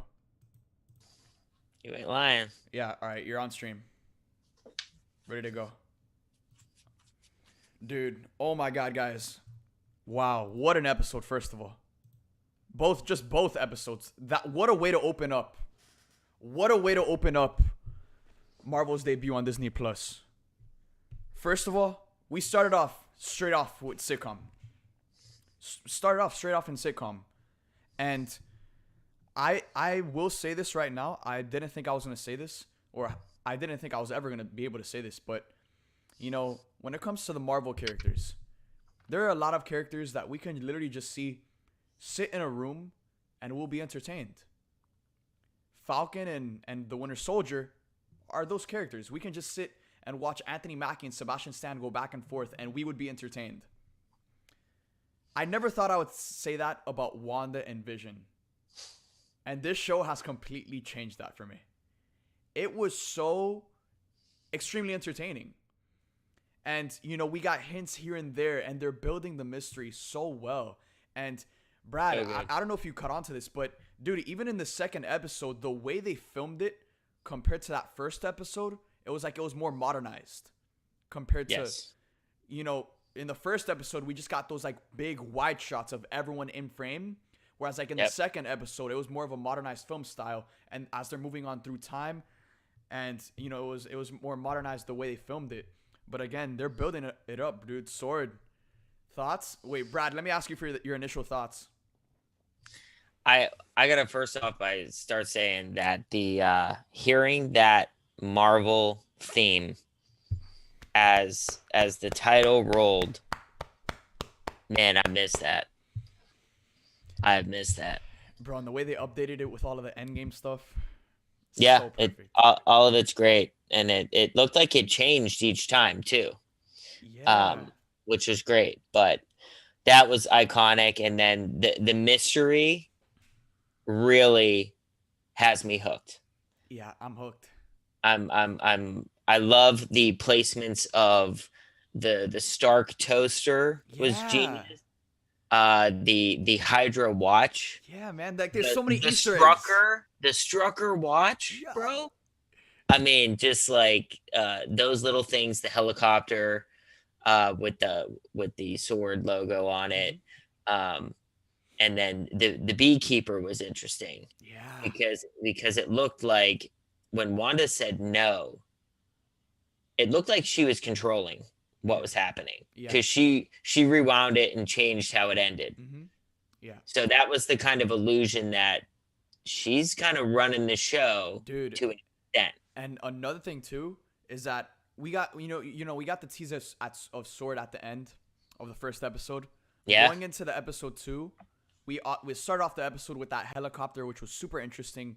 And then we see Monica, which Monica is obviously, you know, we've talked about this before. Monica is a Sword agent who's probably infiltrated the world to get some more intel as like a secret agent. And we've seen in the trailers and in the marketing that there's going to be a time where Monica walks up to her house, and when she's wearing the necklace of that Sword logo, Wanda literally blasts her out of that alternate reality. So, you know, one of the biggest takeaways for me in this episode is at the end of the episode. They ended the episode not even by showing anything of Sword. It was just one line of whoever was communicating with Wanda on the radio saying, "Who's doing this to you, Wanda?"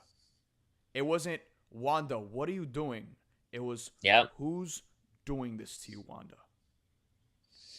And, you know, a ton of people in the chat are saying, Mephisto, the devil. And, dude, I wouldn't be surprised if they're building towards Mephisto at this point. You know, obviously Agatha, she's in there. She's extremely pushy. We know she's gonna be a major player of the show. And didn't they make a devil joke? Yeah, dude. Like she said that's not the only place the devil is in. Yeah, yeah, and that's the thing that, like, a ton of people. There was also a ton of people saying that they said they mentioned the devil in like the details of the Yeah. show, Yep. and it's like that's Mephisto. Mephisto is the devil. So I wouldn't. Again, I think he's gonna be the villain of Multiverse of Madness, but this show sets all of that up. So I wouldn't be surprised if Mephisto is the one controlling Wanda, and Agatha is just working for him. It's just there's so much to break down, dude. So many Easter eggs, man. Props to Marvel, by the way, because I don't know about you, Brad, but this felt so refreshing.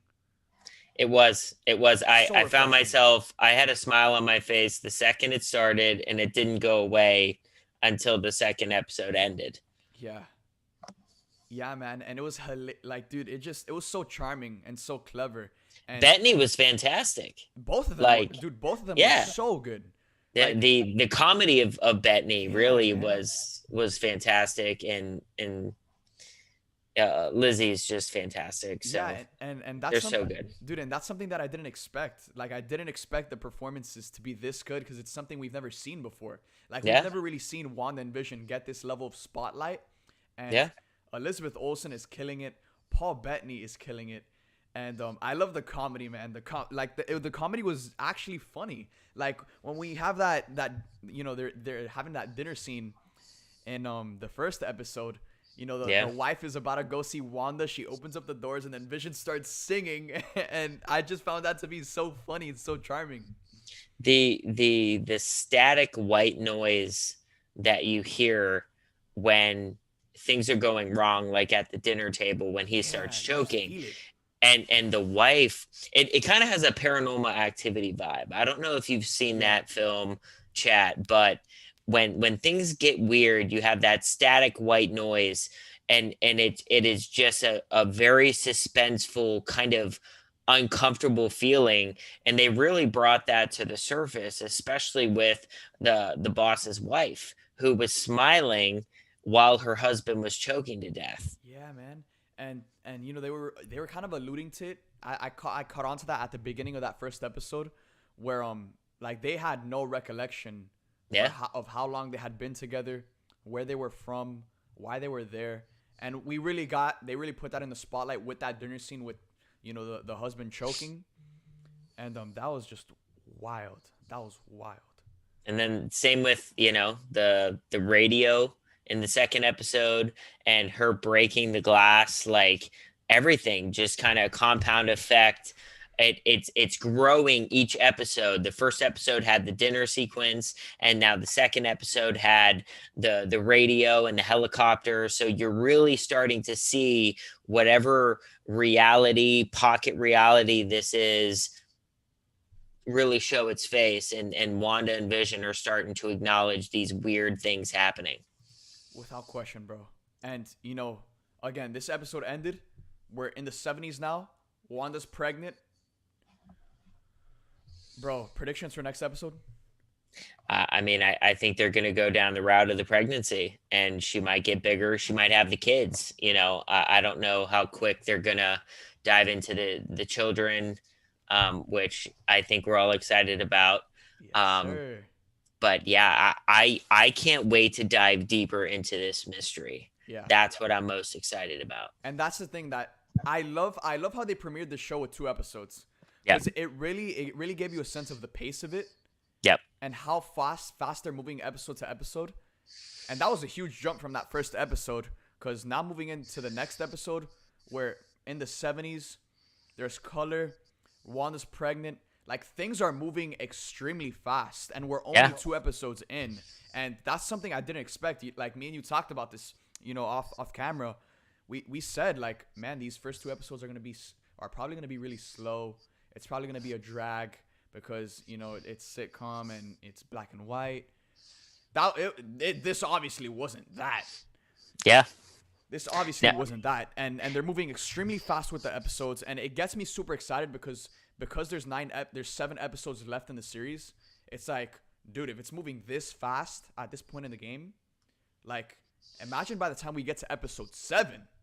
So chat's talking a lot about Ralph, and she mentioned him many times. Dude, yeah. And my pretty thought, obvious.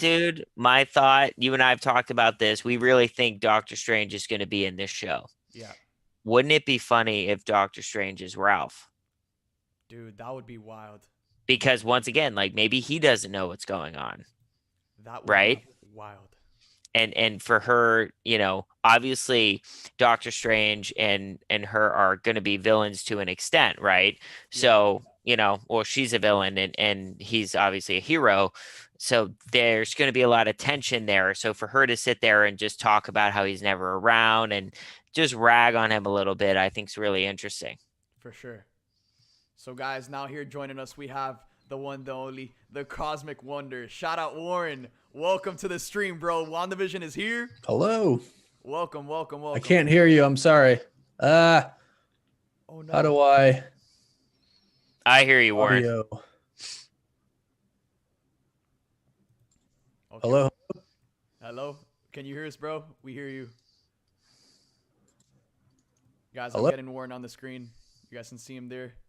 Oh wait, I can hear you now. Can you guys hear me? Yeah. Yes, sir. Awesome. Sorry about that. You're All good. right. All right, guys, we're getting on Warren. Okay, Warren, thoughts. You just watched WandaVision. Welcome, bro. Marvel is here. Marvel is back. Yes. Woo! Yes. Oh man. So much to And- talk about.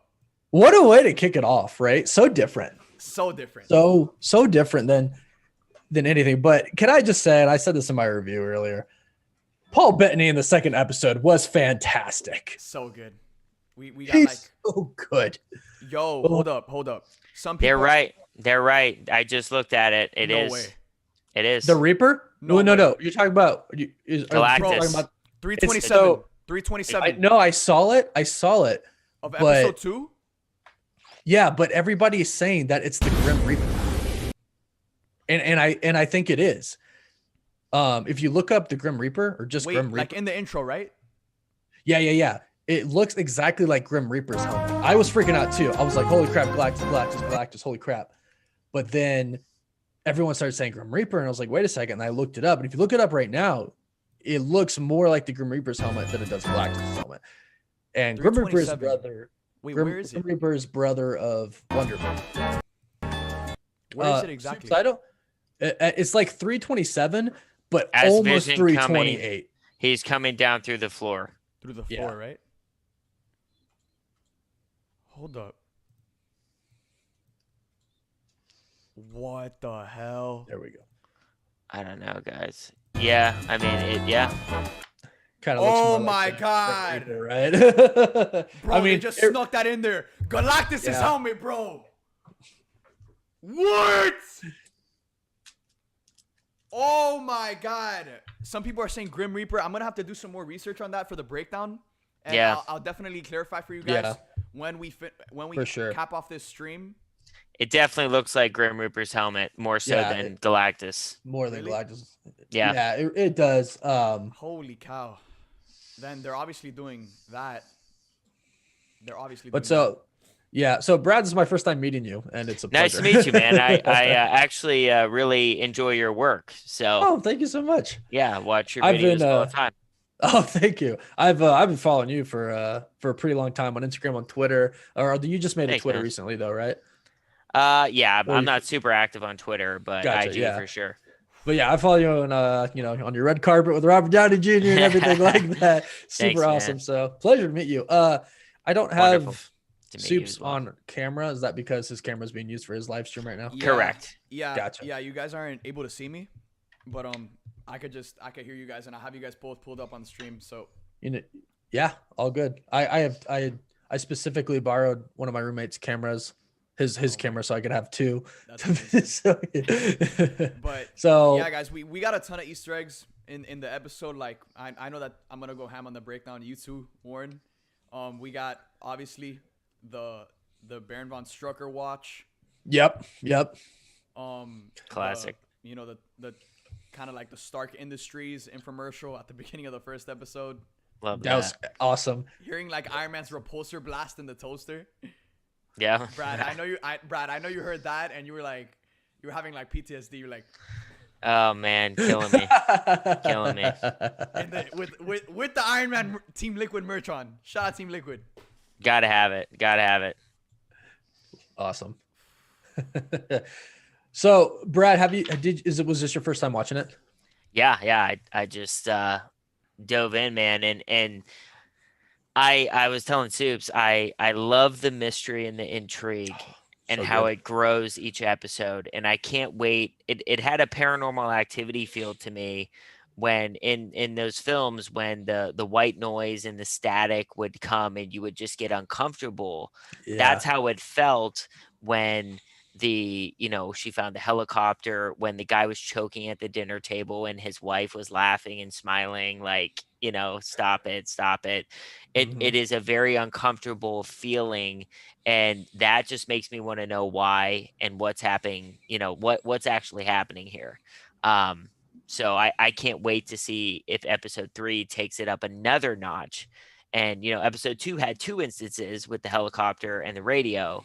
Right. Episode 3, I want to see stuff really start to get crazy. Yeah. So I've seen episode 3. I've seen the first 3 episodes, and I won't spoil it for people because it was really weird like watching this and like having seen it already, because it's definitely a different experience. Yeah. To watch it for the first time, which I did just with my editor Chris, and it was really crazy because it's so different. But one thing I want to ask you guys about was when they, in the second episode, when they mentioned the devil twice. Bro. Mephisto? Dude, Soups and I was just talking about that. Warren, we were talking about that? Dude, they're doing Mephisto. Like it has to be, it has to right? Be. It has to be. Oh, so sorry. And Warren, this is something that we talked about when you brought me on your podcast, on your channel. Yeah. Yep. Mephisto, this is obviously a villain that is going to be. This is obviously someone that, if he were to enter the MCU, he would be the villain of Doctor Strange and the Multiverse of Madness. But because the show is setting up Multiverse of Madness, I think it also speaks volumes on the way they're building to this story. And again, Warren, remember, the final line of that episode 2 wasn't Wanda, what are you doing? It was Wanda, who's doing this to you? Right. And I firmly believe it's either Mephisto or the Grim Reaper or Galactus, but I do think it's more Grim Reaper. But I think it has to be him. I don't see any other way, because it's like you don't just reference the devil. I mean, this was like Marvel, right? Too. It's like I don't think I've ever heard the devil referenced ever in a movie, but I mean, I don't know. But to me, that was just like, and they did it twice, right? And especially if you consider the fact that it's like, we all think Agnes is Agatha Harkness, right? You can't convince me otherwise. Yeah, no. Correct. And then, her working for Mephisto, and she's the one who said it, about the devil, and she said it, kind of like, yeah, man, like almost like right in your face, right? And she's like, oh, and I'm just kind of like, See, if like you're not, if you're just like a casual watcher, you wouldn't pick it up. But like because we live on this stuff, it's like it's clockwork. We know what they're doing. And let's talk a little bit about Agatha, or Agnes, I should say, because we saw her in that first episode. I found her to be extremely pushy.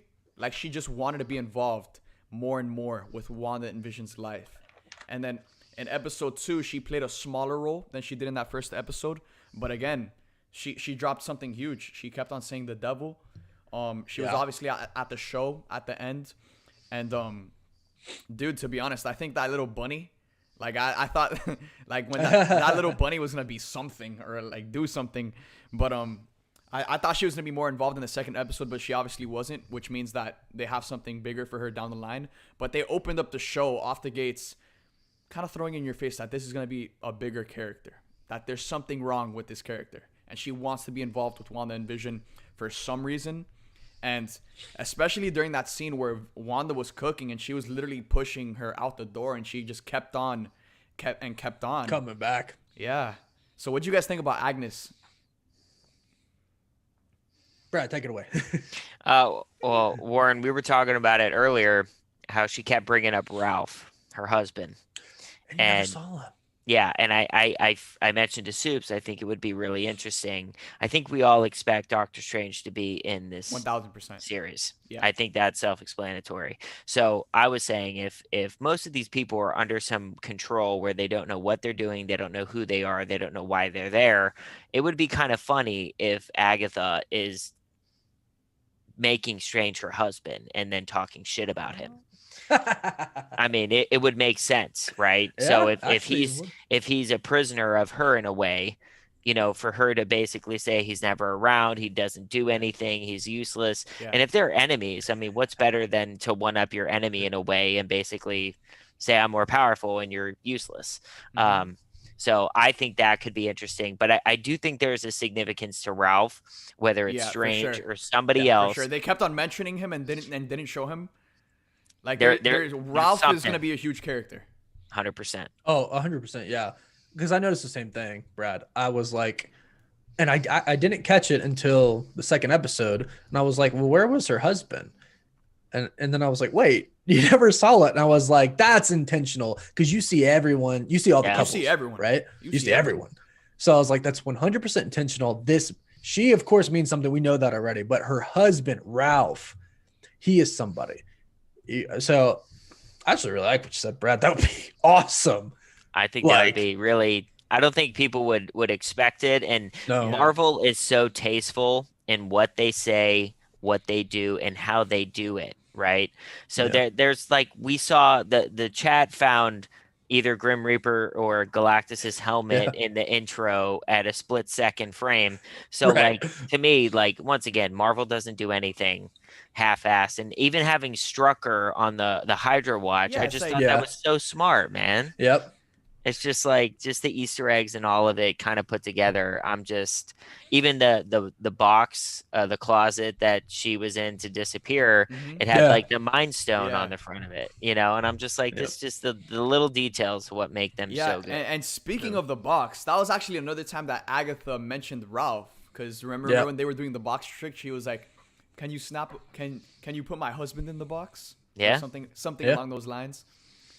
And yeah, man. Obviously, Ralph is gonna be a bigger character. Now going into the next episode, what are your predictions? What are your guys' predictions for the next episode? What do you think we see?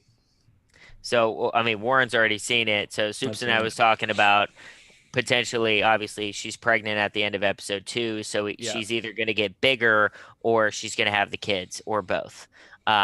But time is progressing very quickly, so I expect that to be the case in this one, pun intended. So I'm excited to see what happens. But we're in color mode now, which is exciting. So I think it's going to be fun. Dude, So I another. will say the next episode, without like giving any real spoilers, because Yeah. I don't want to spoil it for anybody, Yeah. is the Brady Bunch theme.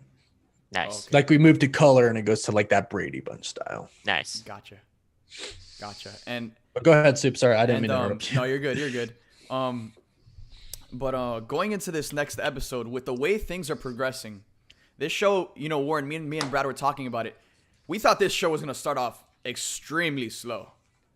But Yeah. dude, judging off of these first 2 episodes, and you've obviously seen the third, it's moving pretty fast, man. Like we still Yeah. have 7 episodes to go. There's color. Wanda's pregnant. Dude, I wouldn't be surprised. I wouldn't be surprised if she actually has the twins by the end of next episode, and I they're agree. obviously babies. I think that would be definitely one of the bigger things of next episode. And then with 6 episodes to spare, like, dude, you could easily set up Wiccan and Speed, flesh them Oh, yeah. out in this season, and have them enter the MCU. I mean, again, if Marvel does plan to introduce the Young Avengers at some point, then this would be the time to introduce Wiccan and Speed. So do you guys think we're going to see the development of those characters in this show, judging off of these first 2 episodes? Yeah, I think we're going to see them at some capacity. But are we going to see them grown up? I don't know. Yeah. but it is going to get interesting with how quickly things are moving, and I'm curious to see how quickly this situation falls apart. That's what I want to see. How quick is this thing going to fall over? Because already the first episode we had one instance, the second we had two, third episode are things going to continue to, up themselves? It's going to get, I hope it's going to get progressively worse in that way, to the point where I think it's just going to get bananas. And it's already bananas, and that's saying a lot. And I can say that I haven't seen that far. I guess minor spoiler that they don't show that in the next episode. I haven't seen Grown Up, Wiccan, and Speed. But I think in one of the, either a TV spot or a trailer, when Vision on them, they're trick-or-treating. Like, their kids are obviously old enough to walk and stuff like that. Yeah. So I think to some degree we'll see them at least maybe 5 or 6 at least, right? And I will say, having watched the third episode, the way that time moves is you can't predict it. Yeah, you really can't. In the circumstances. So, but there's one thing I want to get you guys' opinion on. So it's been said, and they haven't directly said yes, this is based off of House of M, but they said it's based off of comics and really popular Scarlet Witch comics. So it's House of M. So at the end of the second episode, where we see the beekeeper, who I want to talk about, by the way, but when she sees all this and Vision's scared, she goes, "No." And then it all changes. That, to me, that was Dude, no such a more reference. mutants. And it was the reality changes, right? To me, that was House of M all the way. What do you guys think about that? Yeah, for sure. It was her putting her foot down, no, this is not happening. And then boom, we go back in time. And dude, to be honest, I didn't expect that. I didn't expect her to literally go back in time. I didn't expect for us to see that. I expected for us at some point to see her kind of fast forwarding in time as we move out through these generations. But I didn't expect her to rewind time. And but here's the thing. Hold on. Is she controlling time, or is she just altering the reality? There's a difference. That's what I was going to say. I don't think it's time travel, because someone actually just asked that in my chat too. Yeah. I think Brad just nailed it. Because it's whether somebody put her there or not, she has some type of control. Like you said, Soup, she put her foot down. She said no. So, but here's the thing, Warren, real quick. The beekeeper, she was feeling uneasy with the loud noises, the helicopter crash. She was on edge. She was hearing about mysterious people in the neighborhood. So as a defense mechanism, that was me seeing Wanda say, "No one's messing with my family enough." Yeah. And at this point, she doesn't know it's Sword trying to help her. It's just these weird people coming up into her space, and she was like, done. So that's when she was like, I'm changing the way this is going, and I'm getting right to where I want to go, which is having a family. So that to me is exciting. Now, if we're going to entertain the Mephisto idea, if we're going to entertain that, why would he do this? Why would he manipulate Wanda? Why would he manipulate an entire town of people? What's the purpose? And I'm asking genuinely, right? Because obviously he's the puppet master. We're assuming that he's involved. And if he's manipulating Wanda and basically, who knows, behind the scenes, basically saying you can create your dream life. And she already has PTSD from everything she experienced in Infinity War and Endgame. And everything prior to that was Sokovia. So she's mentally not there. Broken. Yeah, she's broken. So perfect target. Yeah. And to play on that, to kind of answer your question, I'm a comic nerd. And what happens, at one point with leading up to the House of M, Mephisto impregnating her pretty much, right? With the shards of his soul. And Agatha, and Agatha isn't for Mephisto or on his side at that point in time. She is actually helping Wanda develop her powers more. But Agatha does erase the kids from her memory. So she forgets them, and then she starts to slowly remember them. She's like, wait a second, I had kids and all this stuff. And that's when it goes to House of M. Yeah. So maybe Agatha is bad. And I don't know. I've gone back and forth. Is Agatha good or is she bad? because she could go either way. She's been good and she's been bad. So one of my thoughts is either Mephisto wants kids. This is a weird way to do it, but Agatha is kind of his puppet as well, right? She's serving him. So she's somehow in this reality, and Mephisto is like, I just want my kids, right? Like, or something. I don't know. For sure. He takes them back in the comics. Mm-hmm. So like, I'd have to think about that a little more if he actually wanted kids. Yeah. But that's kind of where my mind's at. Yeah, and you know, when we're introducing kids of both Wanda and Vision, again, this is another vulnerability for Wanda. You know, by the end of the show, we're going to see her go crazy.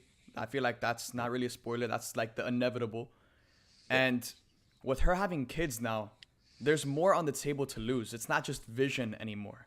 It's Vision and her family.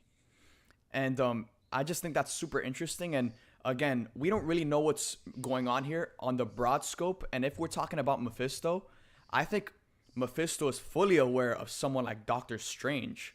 What does Mephisto think of Doctor Strange? What does he have planned for Doctor Strange? Has he like encountered Doctor Strange already?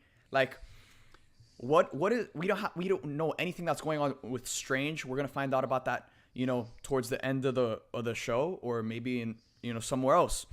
But I think Mephisto would definitely have plans for Strange, considering he's the one that's supposed to protect the multiverse.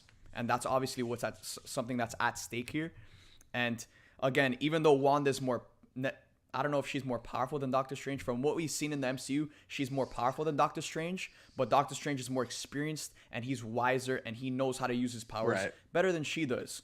So she has raw power. Yeah, she's just raw power, experienced power. And that's what's kind of scary to me is we saw her snap at the end of episode 2 and put her foot down, like we said, right? Yeah. So if she's getting manipulated, like Soups mentioned, where we think she could potentially be a villain in Multiverse of Madness. Yeah. Look, if she is tormented with her dream reality of Vision, her kids, a family, a life she always wanted and desired, and then it's ripped away from her, man, that would send anyone in their right mind spiraling. And she's already broken from everything that just happened to her. Dude, and that's something that I've been going back and forth with, because like obviously we have like the Wiccan and Speed, like if they choose to do Young Avengers, like they could easily set them up. But at the same time, like I've been struggling, like going on and off about this. How crazy would it be that like she sees her kids die in this? Yeah, because they're shards of Mephisto. Yeah, I thought of that too, and Brad makes like an excellent point when he says like she's so fragile right now. Yeah, just at the end, like I mean, we saw her in the end game, you know, just sitting there thinking about and Soups, I know you watched Marvel Legends recap. Did you watch that, Brad? Yeah. They showed a lot of Quicksilver there, right? It was all about Vision and Quicksilver because they're gone now. Okay, I don't know. Is Vision really alive, right? No. But if that gets ripped apart too, then it's like I had to watch Vision die again. My kids got taken away, and her just emotionality right now and how fragile she is. Yeah, easily could be the villain. And Soups and I talked about this the other day, and we were talking about maybe hypothetically speaking, I for one don't believe Vision's real right now. I think either Wanda created him, or this is what Soups and I talked about the other day. Sword got his remains and is actually doing experiments that they should not be messing with. And that's Darcy's role. And that's Darcy's role, because we know Darcy's in the show and she's coming back as a doctor working for Sword. Would that not be a very important pivotal role to the story for Darcy? Bringing Vision back in a way? Yeah. So if they're experimenting on Vision's remains and trying to bring him back, and like what Soups mentioned, if he's tied to this in some way, and for Wanda to win and beat this, she has to kill Vision again and then kill her kids. Just think about that. To get out of this fake reality, emotionally, she has to kill Vision again and her children. That's wild. That's wild. So amazing. But when you think about it, it's like, okay, yeah, that's enough to destroy the entire. That's enough to send the multiverse. That's enough to rip up the multiverse into shards. And that's why it would be amazing, right? I love how it's almost like Joker.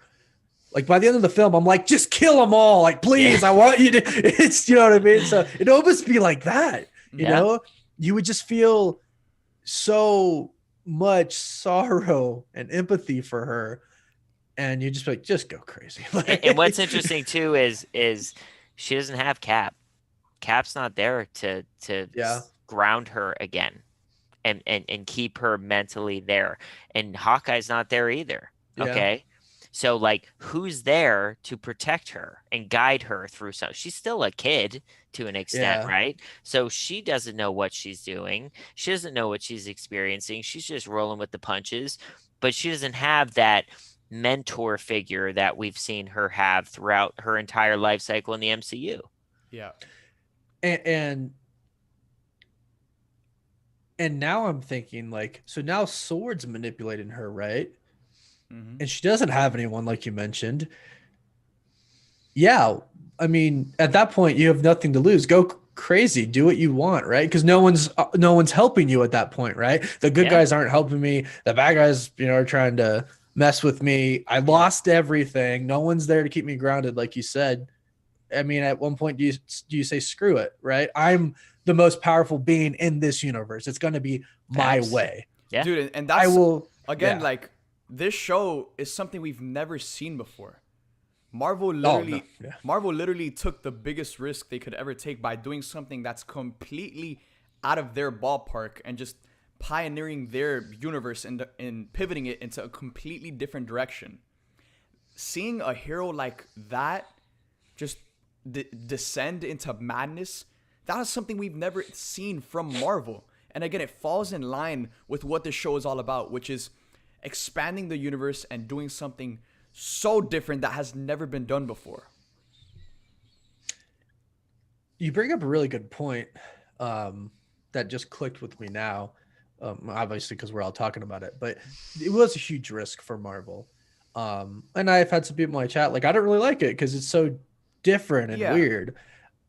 But if they're willing to do this, they're willing to give Wanda kids and then have her kill them.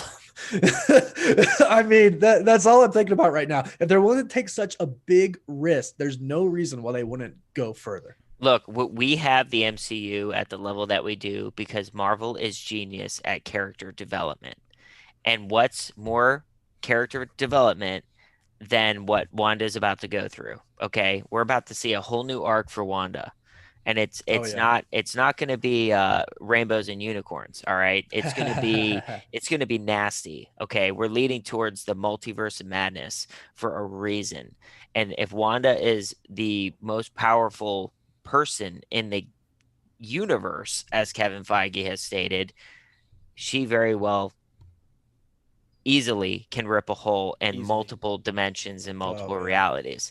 So especially, we saw her lose her shit in Age of Ultron when Quicksilver died, right? Yeah. So imagine what could possibly happen with now her getting even stronger with the training she went through and the battle she went through. Imagine what she could do when she really blows her top off.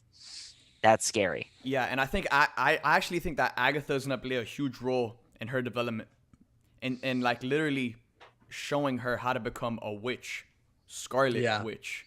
I think she's going to poke her. She's going to keep poking her in the wrong direction. I really believe that. I think she's there as like a Joker, like you mentioned. Dude, like she's just there to play around. Again, I just thought about this right now. In this weird alternate reality, it's a secret that they have powers. They keep it like a secret. They have like hidden identities. Right. What if at one point, because Agatha is so nosy, she sees Wanda using her powers. She catches Wanda red-handed, and then she reveals to Wanda that she's just like her. And they start going back and forth, and she starts showing her how to use her powers. Because it's not taboo anymore. Because Wanda knows that Agatha is just like her. I think Agatha knows everything about Wanda at this point, and Vision for that matter. I think she's there to pretend and manipulate and put on an illusion, literally, that she is just a housewife next door and blah blah blah. But in reality, she's a powerful witch, and she's manipulating this entire situation, most likely for Mephisto. Yeah, I'd have to agree with that. And like I said, I've gone on the fence of like, is she gonna be good? Is she gonna be bad? But I think the way everything's going, I think she's poking at her, like Brad said, I and think I she's think she bad for sure. 100% knows. She Yeah. Oh, 100% 1000%. knows. 1000%. Yeah, and you'll see some things in the third episode, um, where things get odd, um, and it really makes you wonder. They keep the mystery. They're really good at keeping the mystery. Can't wait. You know, yeah, Paul Bettany said the last three. What did he called it? The turn, Yeah. or like when everything gets revealed. So, I don't know what episodes 4, 5, 6 hold for us, but Well, he was saying there's 3 ginormous battles Yeah. in oh, this really? show. Yeah, Like yeah, yeah, end yeah, game yeah. level visual yeah. effects. Yeah. Which So, I mean, that I- has to be in wild. the last. Yeah. You know what?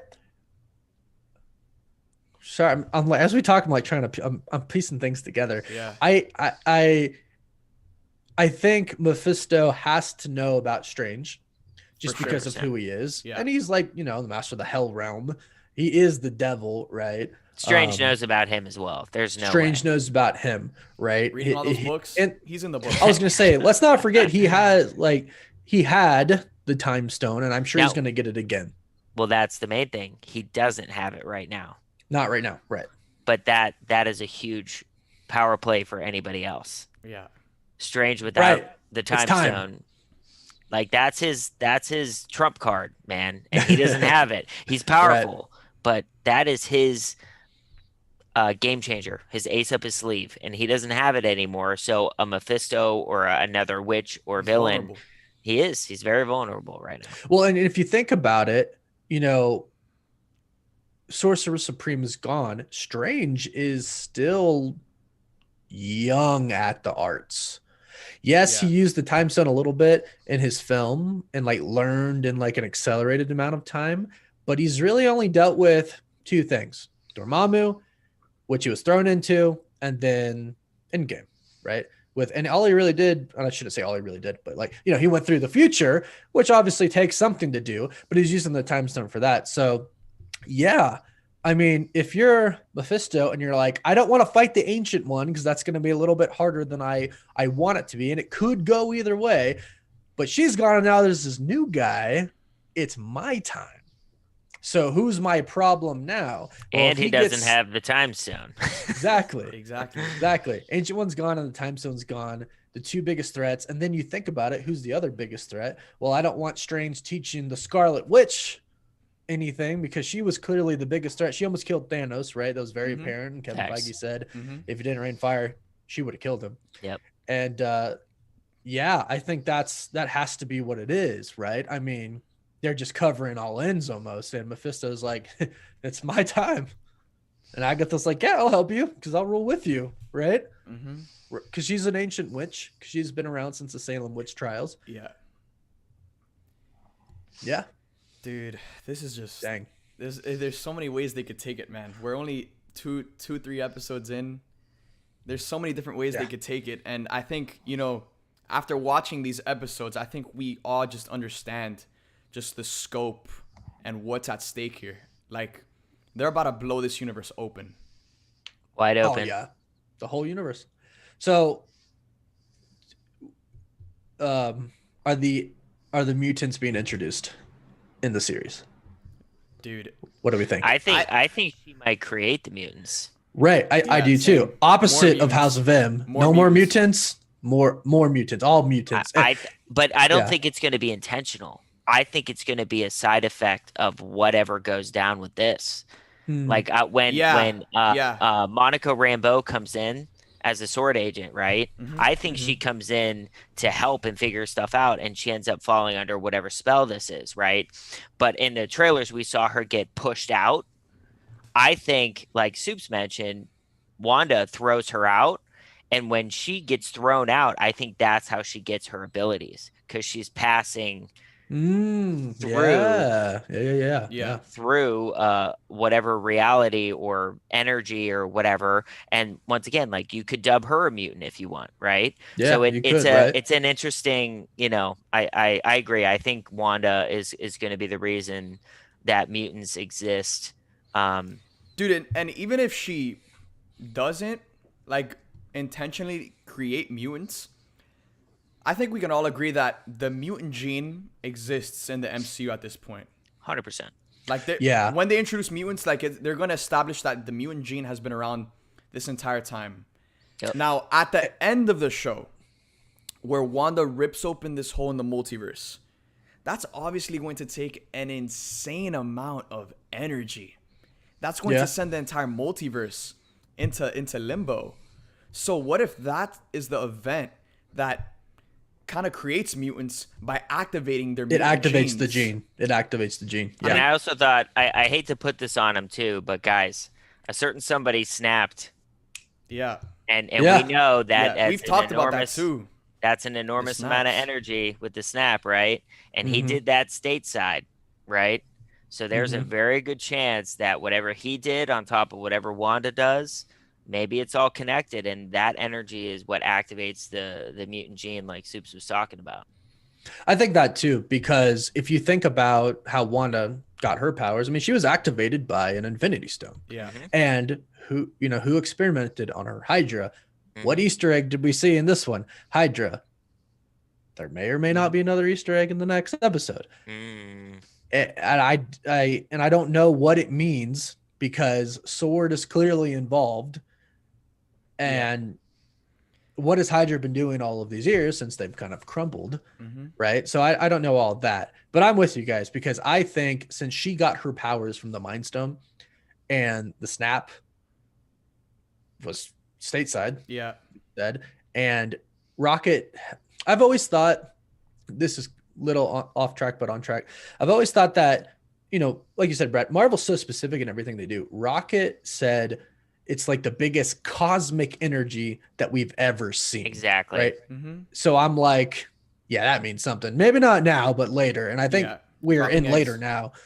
Right. So I'm like, and Kevin Feige came out the other day in an interview, and they were like, how far in advance do you have? And he's like, past everything we've announced, 5-6 years in advance. Right. 2028, exactly. 2029.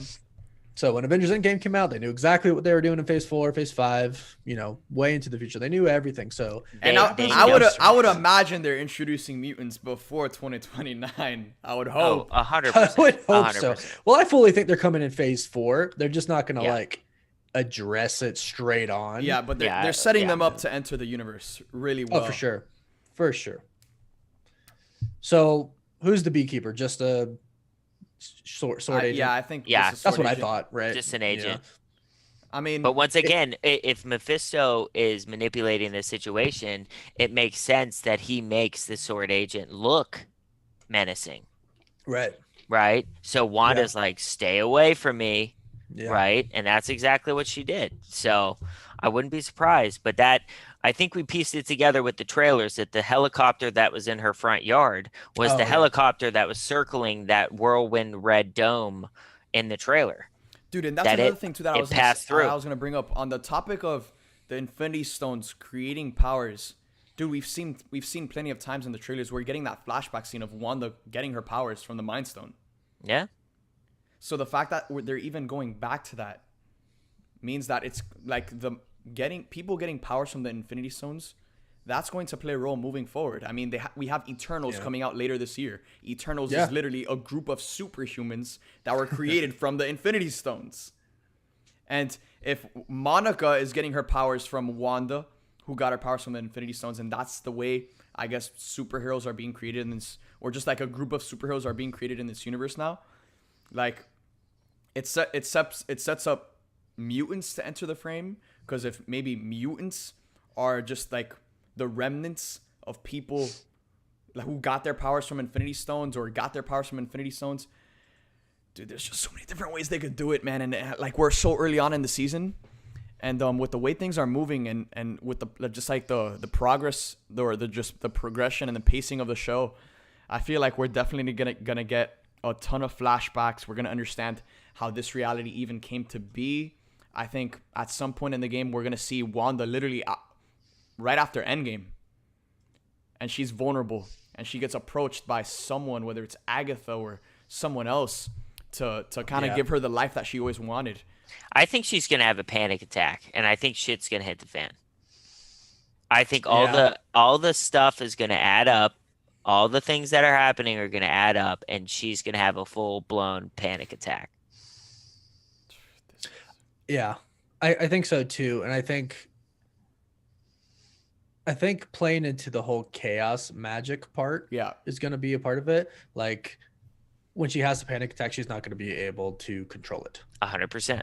And I Yeah. think that's where things are going to get really scary because she's once again, she doesn't have the mentors. Vision is there, but he's not there. He's not helpful, he's just there.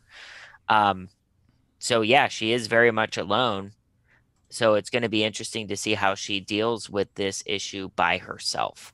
And Kevin Feige and Marvel have come out and talked about that this show is going to touch on mental health. Yeah. And what makes the most sense is Wanda's broken, man. She's been put in a blender 10 different ways. And now this is happening, and she may be going up against the literal devil, Mephisto. I don't know, guys. It's so cool to think about because there's so many things that they could do. Yeah, there's and so many things. and they've already surprised us by just how crazy this show is, right? Mhm. I mean, it's literally insane. And there's so many different I think Brad's 100% right. Monica flies through that red whatever it is, Yeah. and that's how she gets her powers. And Soups, yeah, and I don't know that it's not revealed in episode 3. I want to see that because that helicopter got in there. We've seen that in the previews. I want to see that. And I think that might be like maybe sword agents going To infiltrate? maybe going, well, how did this happen? And they're kind of recapping it. Right. Oh, my camera battery died on my other camera. Let me just switch that. Continue. But Sorry. Yeah, you're good. But so Brad, obviously we saw that helicopter at the beginning of episode 2. Yeah. Do you think Monica was in that helicopter, and that's how she entered that alternate reality, or do you think Monica is just a random person that was I think it's very possible that she could have been in that town before it happened. She's not she's not in on sword or any of that?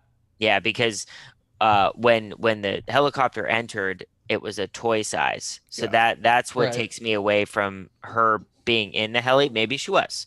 But them coming up through the ground through the sewer system, maybe that's how they avoided the energy and sure. The bad stuff in that regard for entry purposes. But and maybe, sorry to interrupt, but just the point about Mephisto maybe making things seem a lot scarier than they are. Maybe it's just like a hazmat suit or something like that. Right? For the 100%, energy. 100%. And then Mephisto's like bees. Because that's what I was wondering. I'm like, he comes out of the sewer and bees are like fluttering around him. I was thinking about why that too. are there bees? So maybe it's just like a hazmat suit because of that energy. They don't want to touch it. So they went under it because maybe it's just a dome. That's what I'm saying. Right? Maybe it's just a dome. And so, I think that might be a hazmat suit. And then Mephisto is like making it more menacing than it actually is. Cause he's like, crap, people are getting in. You're not supposed to get in. Bees. Yeah. And it, even with Vision, like I kind of feel like Vision is a puppet of somebody else. I don't think, I think he's there to make Wanda fall deeper and deeper into this fake life, but also be there and not be of service and not help to an extent, right? Because even when he saw the bees, like the bee man, like we know Vision is very strong and very powerful, but he was like a scared little timid little thing. And even in the bed scene where he was timid and scared of noises outside. And that's the thing, like Vision would be the first one jumping in front of Wanda to protect her, like in Civil War. When the explosion happened outside, he's like, I'll be right back, and he phased through the wall to go see what it was. Like you can't kill Vision, right? But unless you're Thanos. But then Gum messes him up. Oh, and that's another thing, he doesn't have like gears, right? Like so maybe he is like built. Maybe he's being controlled somehow. I mean, and the Mind Stone's gone. That's not the Mind Stone. Yeah, no. Right?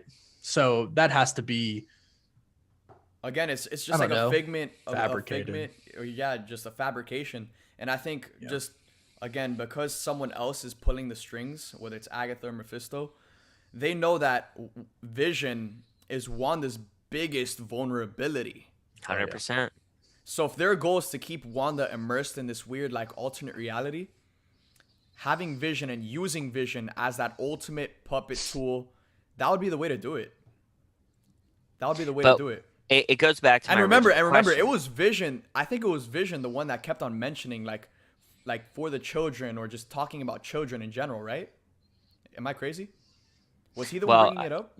no, that was the line that the town said about the charity fundraiser Oh, for the okay. town Yeah. show. Yeah, But it's but for the that's a kids. very good point. They kept saying that, which kind of teases the whole. Once again, they say that 10 times in that episode, and then at the end of the episode, what happens? She has kids. Wanda's pregnant. Yeah. Again, Well, another and- reason for her to and- stay in this alternate reality. Right, and credit to Randall Granger, I think it was. Yeah, Randall Granger for bringing this up. That Vision could be like a puppet of Wanda though, because in the choking scene, he didn't do anything until she was like, "Vision, help him."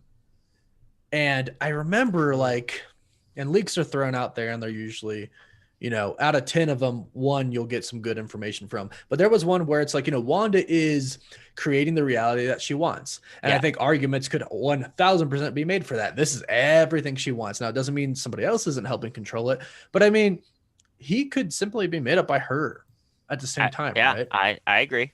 Yeah. I agree.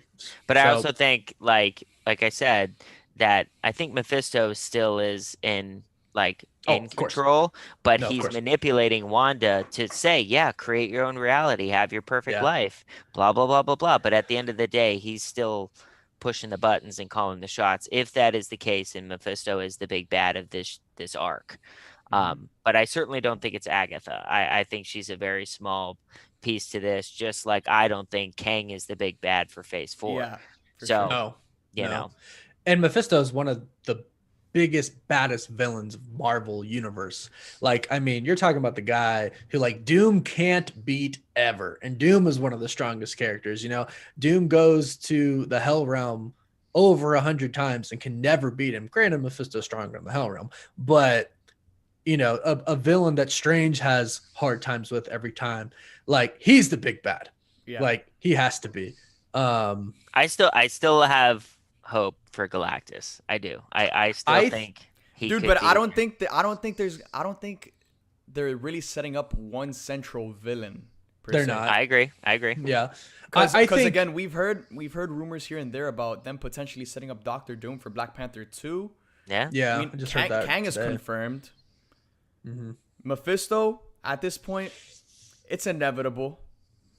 So like, certainly looks that way. They're introducing major villains that could all easily be Thanos level threats, like threats Oh, that you for literally sure. have to assemble an entire universe to take down. But they're assembling Yeah. multiple of them, so it's like there's no way to tell if they're really gonna focus in on one villain like they did with the Infinity Saga, or if they're gonna focus on like multiple villains. Like, there's just no way to tell how they're gonna go about it. Well, I'm still mad that when Friday said something entered the upper atmosphere, it was Captain Marvel, not Galactus, but I'll move on past that because I thought for sure it was Galactus. But I think Well, I say on this- that real quick, Warren, on that real Yeah. quick. I mentioned this to Soups the other day. I was like, if you're going to have Monica Rambeau in a show and then Monica Rambeau goes missing, are you honestly telling me that they're not going to call her guardian Captain Marvel? Oh, of course. I mean, is it possible that we see Carol Danvers in the show? I don't know. I think it's a possibility. I She's the think it's most really powerful possible that we see Avenger. Nick Fury, and again, I- Nick Fury has strong ties to Captain Marvel, and Yeah. Well, he's got to be running sword now. That's too, what I'm saying. Right? I mean, Yeah. That's what I'm saying. at Far From Home. But he was there. Is he still in space? That's the other Well, thing too. and that's what I was gonna say. Like, yeah, you can call him Captain Marvel if she's there. Yeah. So there's a lot of things there where I was talking to Soups about this the other day. I was like, with these shows, the interconnectivity is what's going to make it work. That's Yeah. what hurt the Netflix shows, is it was sort of there but not really, Yeah. and that's where you lost a lot of the connective tissue to this bigger picture. Yeah. So if they're going to go all in on this, that interconnectivity with, we saw the police officer from Ant-Man, Darcy's coming back. You have those characters that we've seen in the MCU before.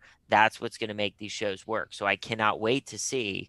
Obviously, Strange is rumored to appear in this. I mean, that's the kind of interconnective tissue that is going to make these Disney Plus shows fantastic. Yeah, and that's the thing that they've made Strange so obvious at this point. Like, dude, Doctor Strange, like Benedict Cumberbatch himself, literally pulled up to the WandaVision watch party. To the WandaVision To watch the party, premiere. right? Yeah. So like they've made it so obvious that like for me, when I hear Paul Bettany say something along the lines of, "There's this surprise actor that no one's gonna expect that we filmed with that's gonna be on WandaVision." When I hear him say that, I'm like, I mean, everyone's expecting Doctor Strange, so who is he referring to? I agree. Who could potentially show up? I mean, are we talking? I think we'll for sure see Quicksilver. At least something of Quicksilver. Yeah, something like that. Something. But and it could be any other hero, and we know Kevin Feige loves to sprinkle in and just make sure to let the world know that this universe is connected.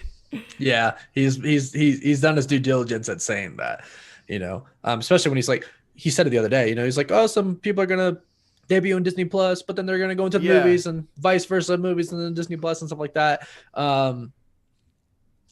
And Brad, you're right. That's why those shows didn't do as well. And the whole thing being interconnected, what I truly think, and Soups, this goes to your point of like all of these villains coming in.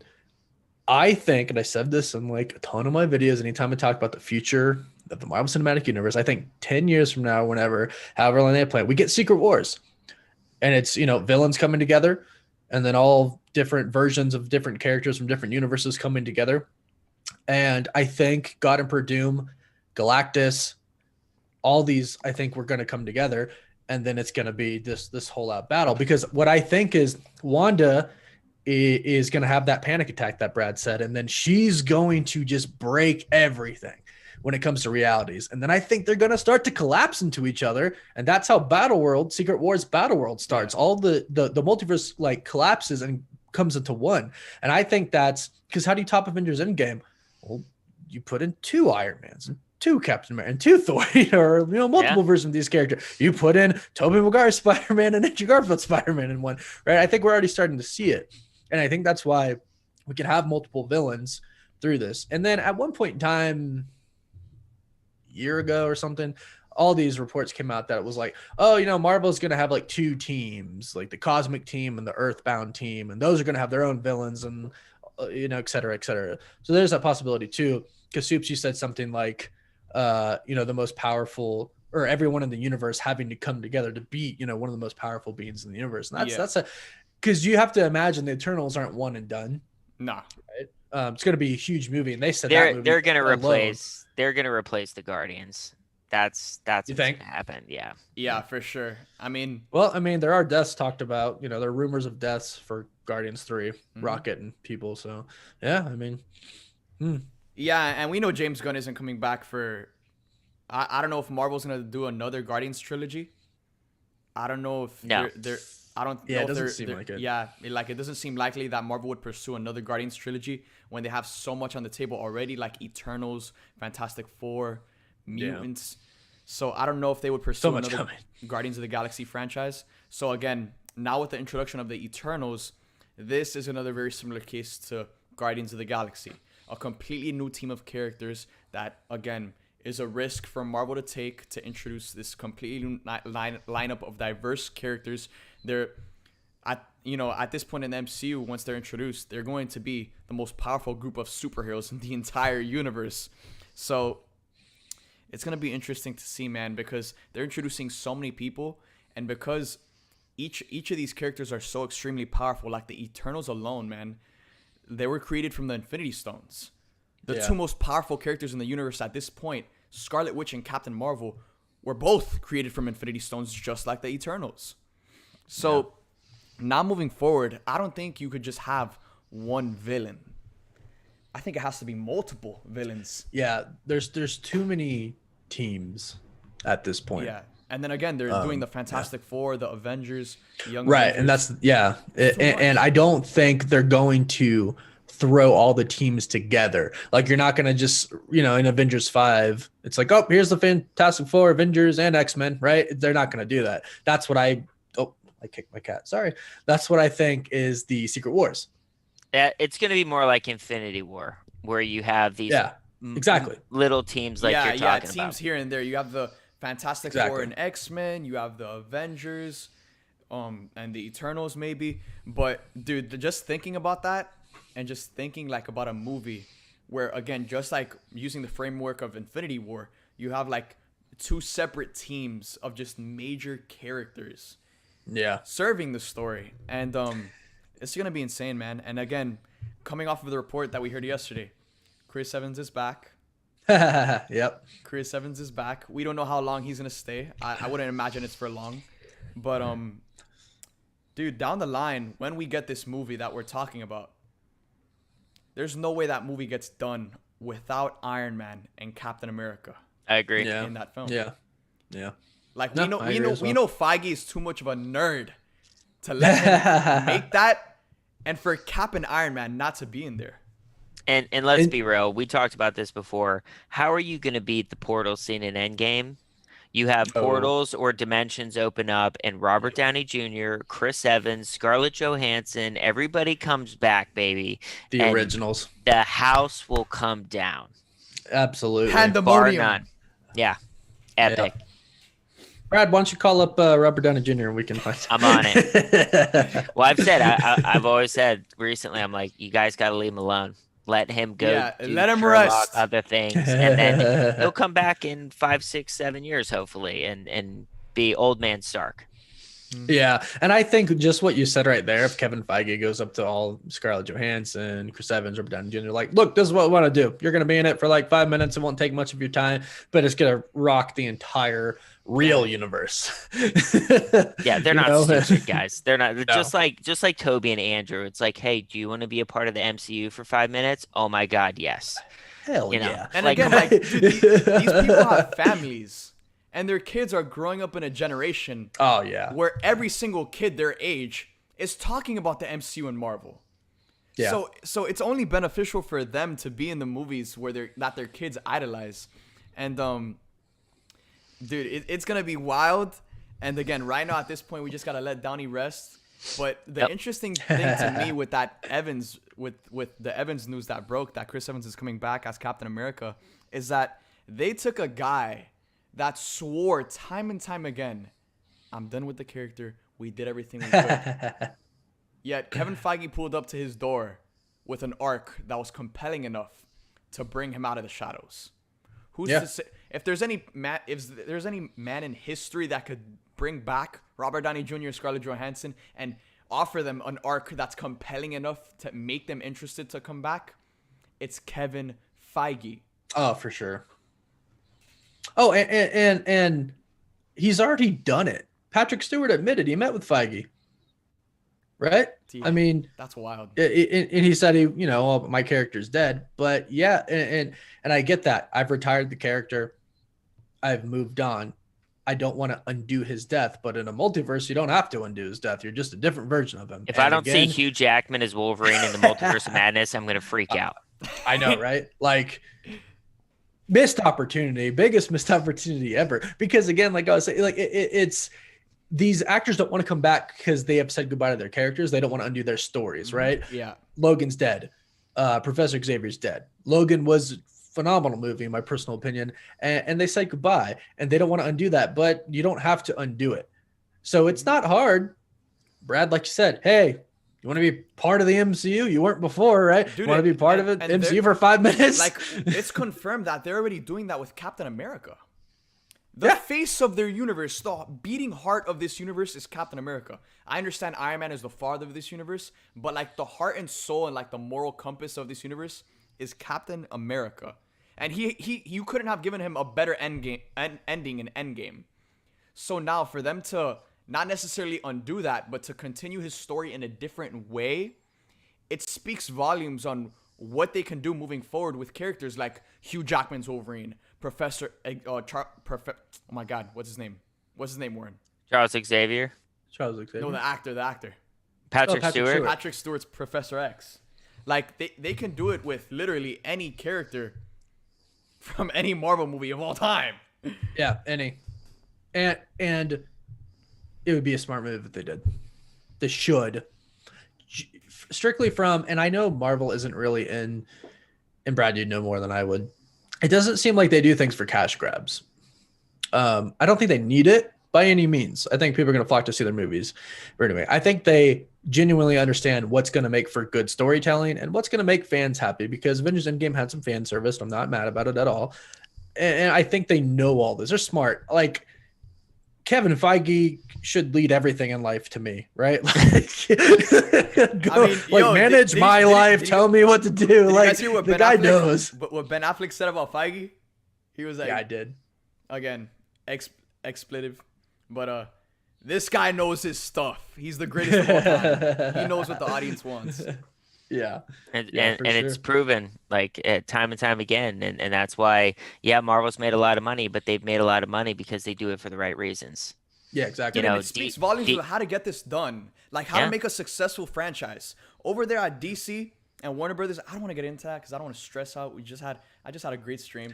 I don't want to get into that, but you can That's a see, different conversation. you can It's see what they're different, doing yeah. with Star Wars and why Star Wars is now pivoting into a much more successful future. They brought in Dave Filoni, Jon Favreau, two fans, genuine fans, who can actually produce content at a high level. And Feige is the best of both. He's a Yep. diehard fan and he's a master producer. So that is the way you do it. You put in a fan and a master producer at the head of these universes, and they will succeed. I agree.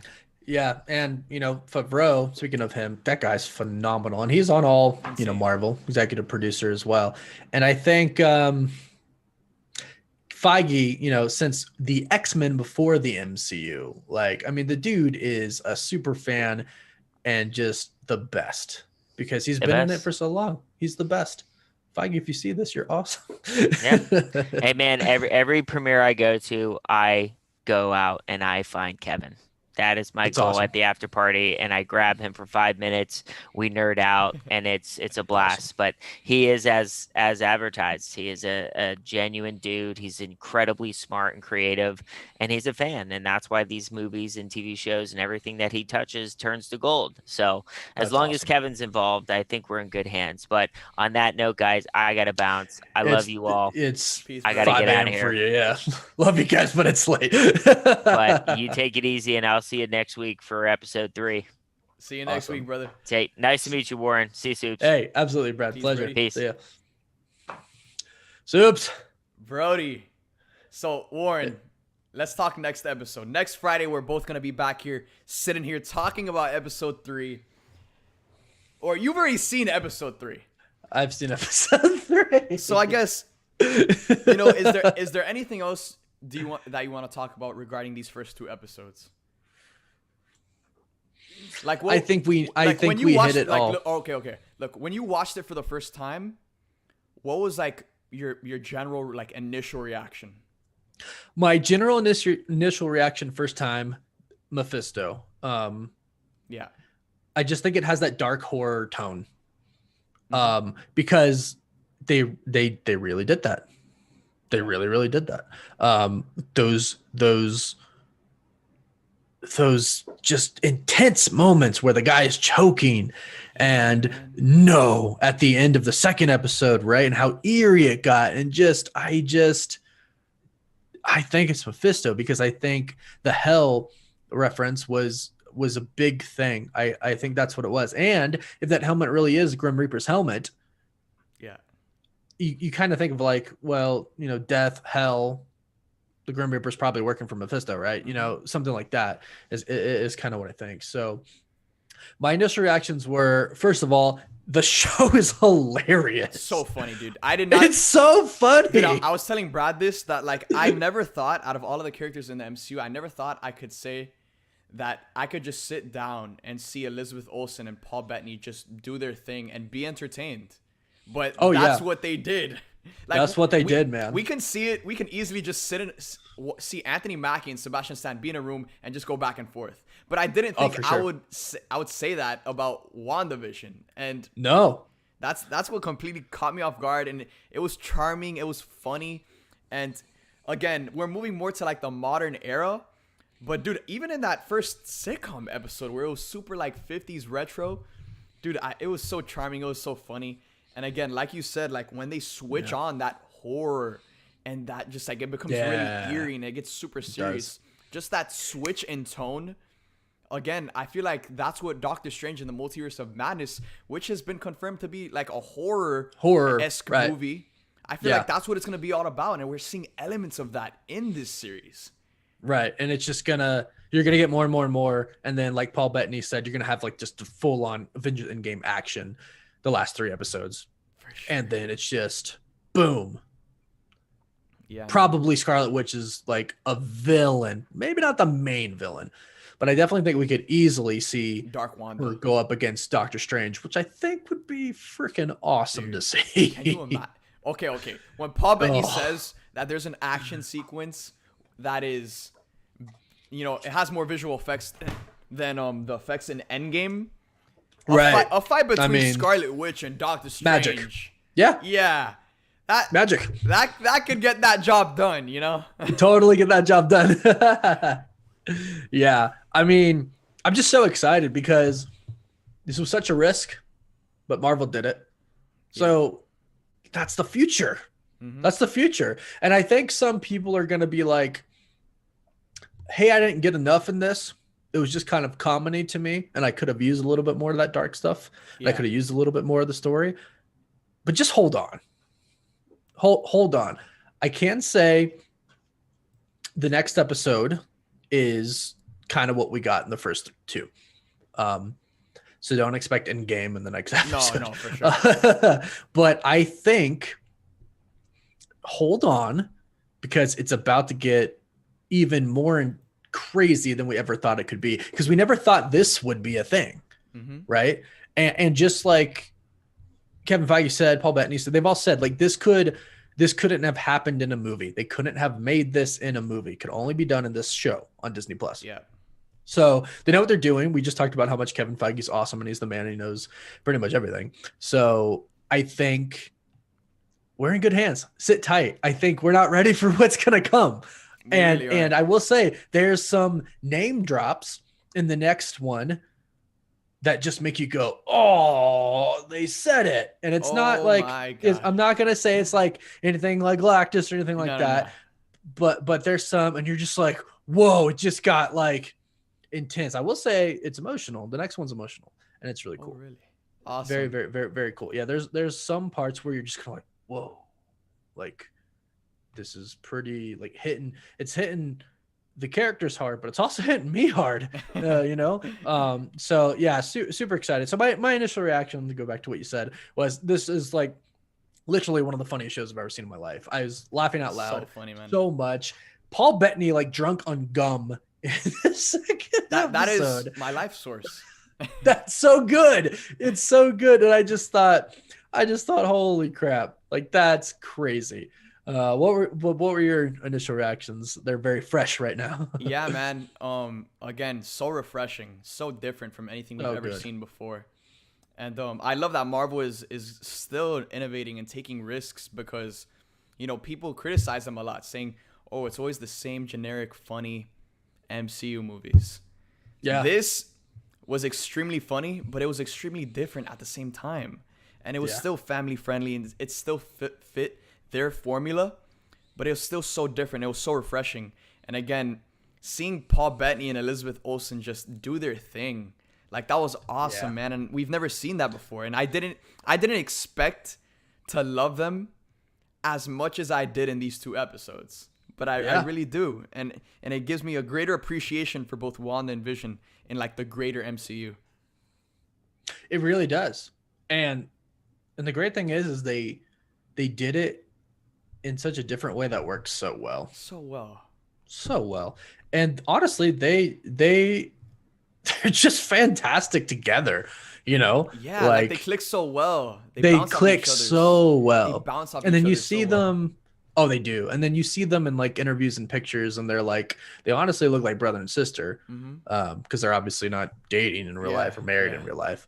But yeah, they click so well. And I think what an incredible idea to just come to somebody's head to say that, hey, we're going to do this, and just like, and be like, yeah, let's do it. Sitcom, Marvel, alternate reality, both Wanda and Vision, sets up Spider-Man 3 and Doctor Strange in the Multiverse of Madness.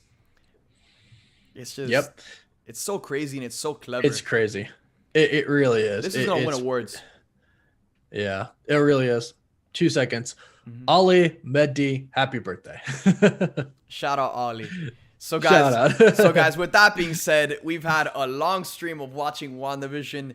We've sat here for the past hour and 20-30 minutes just theorizing and speculating for the next episode, which me, Warren, and Brad will all be back here for, hosting a watch party just like this for next Friday. So with that being said, I look forward to seeing all of you guys return, come back, watch it with us, and then speculate and theorize with us for the next episode. With that being said, thank you guys for tuning into this live stream. Warren, any final thoughts? This was a lot of fun. Glad we did this. So much fun. Dude, besides the WandaVision stuff, like just sitting here and like nerding out together after this stuff is just, this is something you can't get with the movies. No, and that's what I was thinking. I was like, if this was a movie premiere, I'd go to the movie and then I'd be running home to go do a video. And like, you know what I mean? I'm like, this is so nice to get to talk with two awesome people who I respect. Thank you. Guys, if you're not sub to SUPES, you need to go do it right now. Go sub to Warren. Cosmic Wonder. Right here. Yeah, go sub to him right now. It was so much fun. The show was amazing. And I don't know, it's a great time to be alive right now, like 2020 sucked, but I mean, this is a really good way to start off 2021. And I'm grateful for you, for Brad, for all the awesome people in the chat right now that support all of us YouTubers, like let us live our dreams. And it's just awesome. It's a dream come true. 1000%. So with that being said, guys, Marvel's back. I'm so happy to finally say that Marvel is back. No, Marvel's back. Let's go. Phase 4 has begun. We're in it. It's phase 4 now. Frick. Oh my God, this is gonna be a crazy journey, man. And I'm so excited to experience all of this from the beginning with Warren and Brad, with you guys watching, because it's only gonna we're gonna come back to streams like this. Yeah. When it's all said and done, and say, damn, look at us. What were we thinking? Ian Soups are gonna be like, sitting next to Kevin Feige and be like, we used to do like these streams till 6 a.m. Literally, like screaming, assembling the world on these streams at 3 a.m. Right. So, hey, it's what we love. Of course. That's why we're all here right now. It's what we love. So I think it might be time for some sleep. Yes, sir. Or I'm not sleeping for the next couple of days, bro. There's so much to create. So I know I'm gonna go get to making videos, but thank you guys for watching. Thank you, Warren, for joining us again. We'll be back here next week to watch episode 3 and break it all down. So guys, with that being said, thank you guys for tuning into this live stream. I love you guys 3000, and we'll see you guys next time. Yeah. See you, Soups.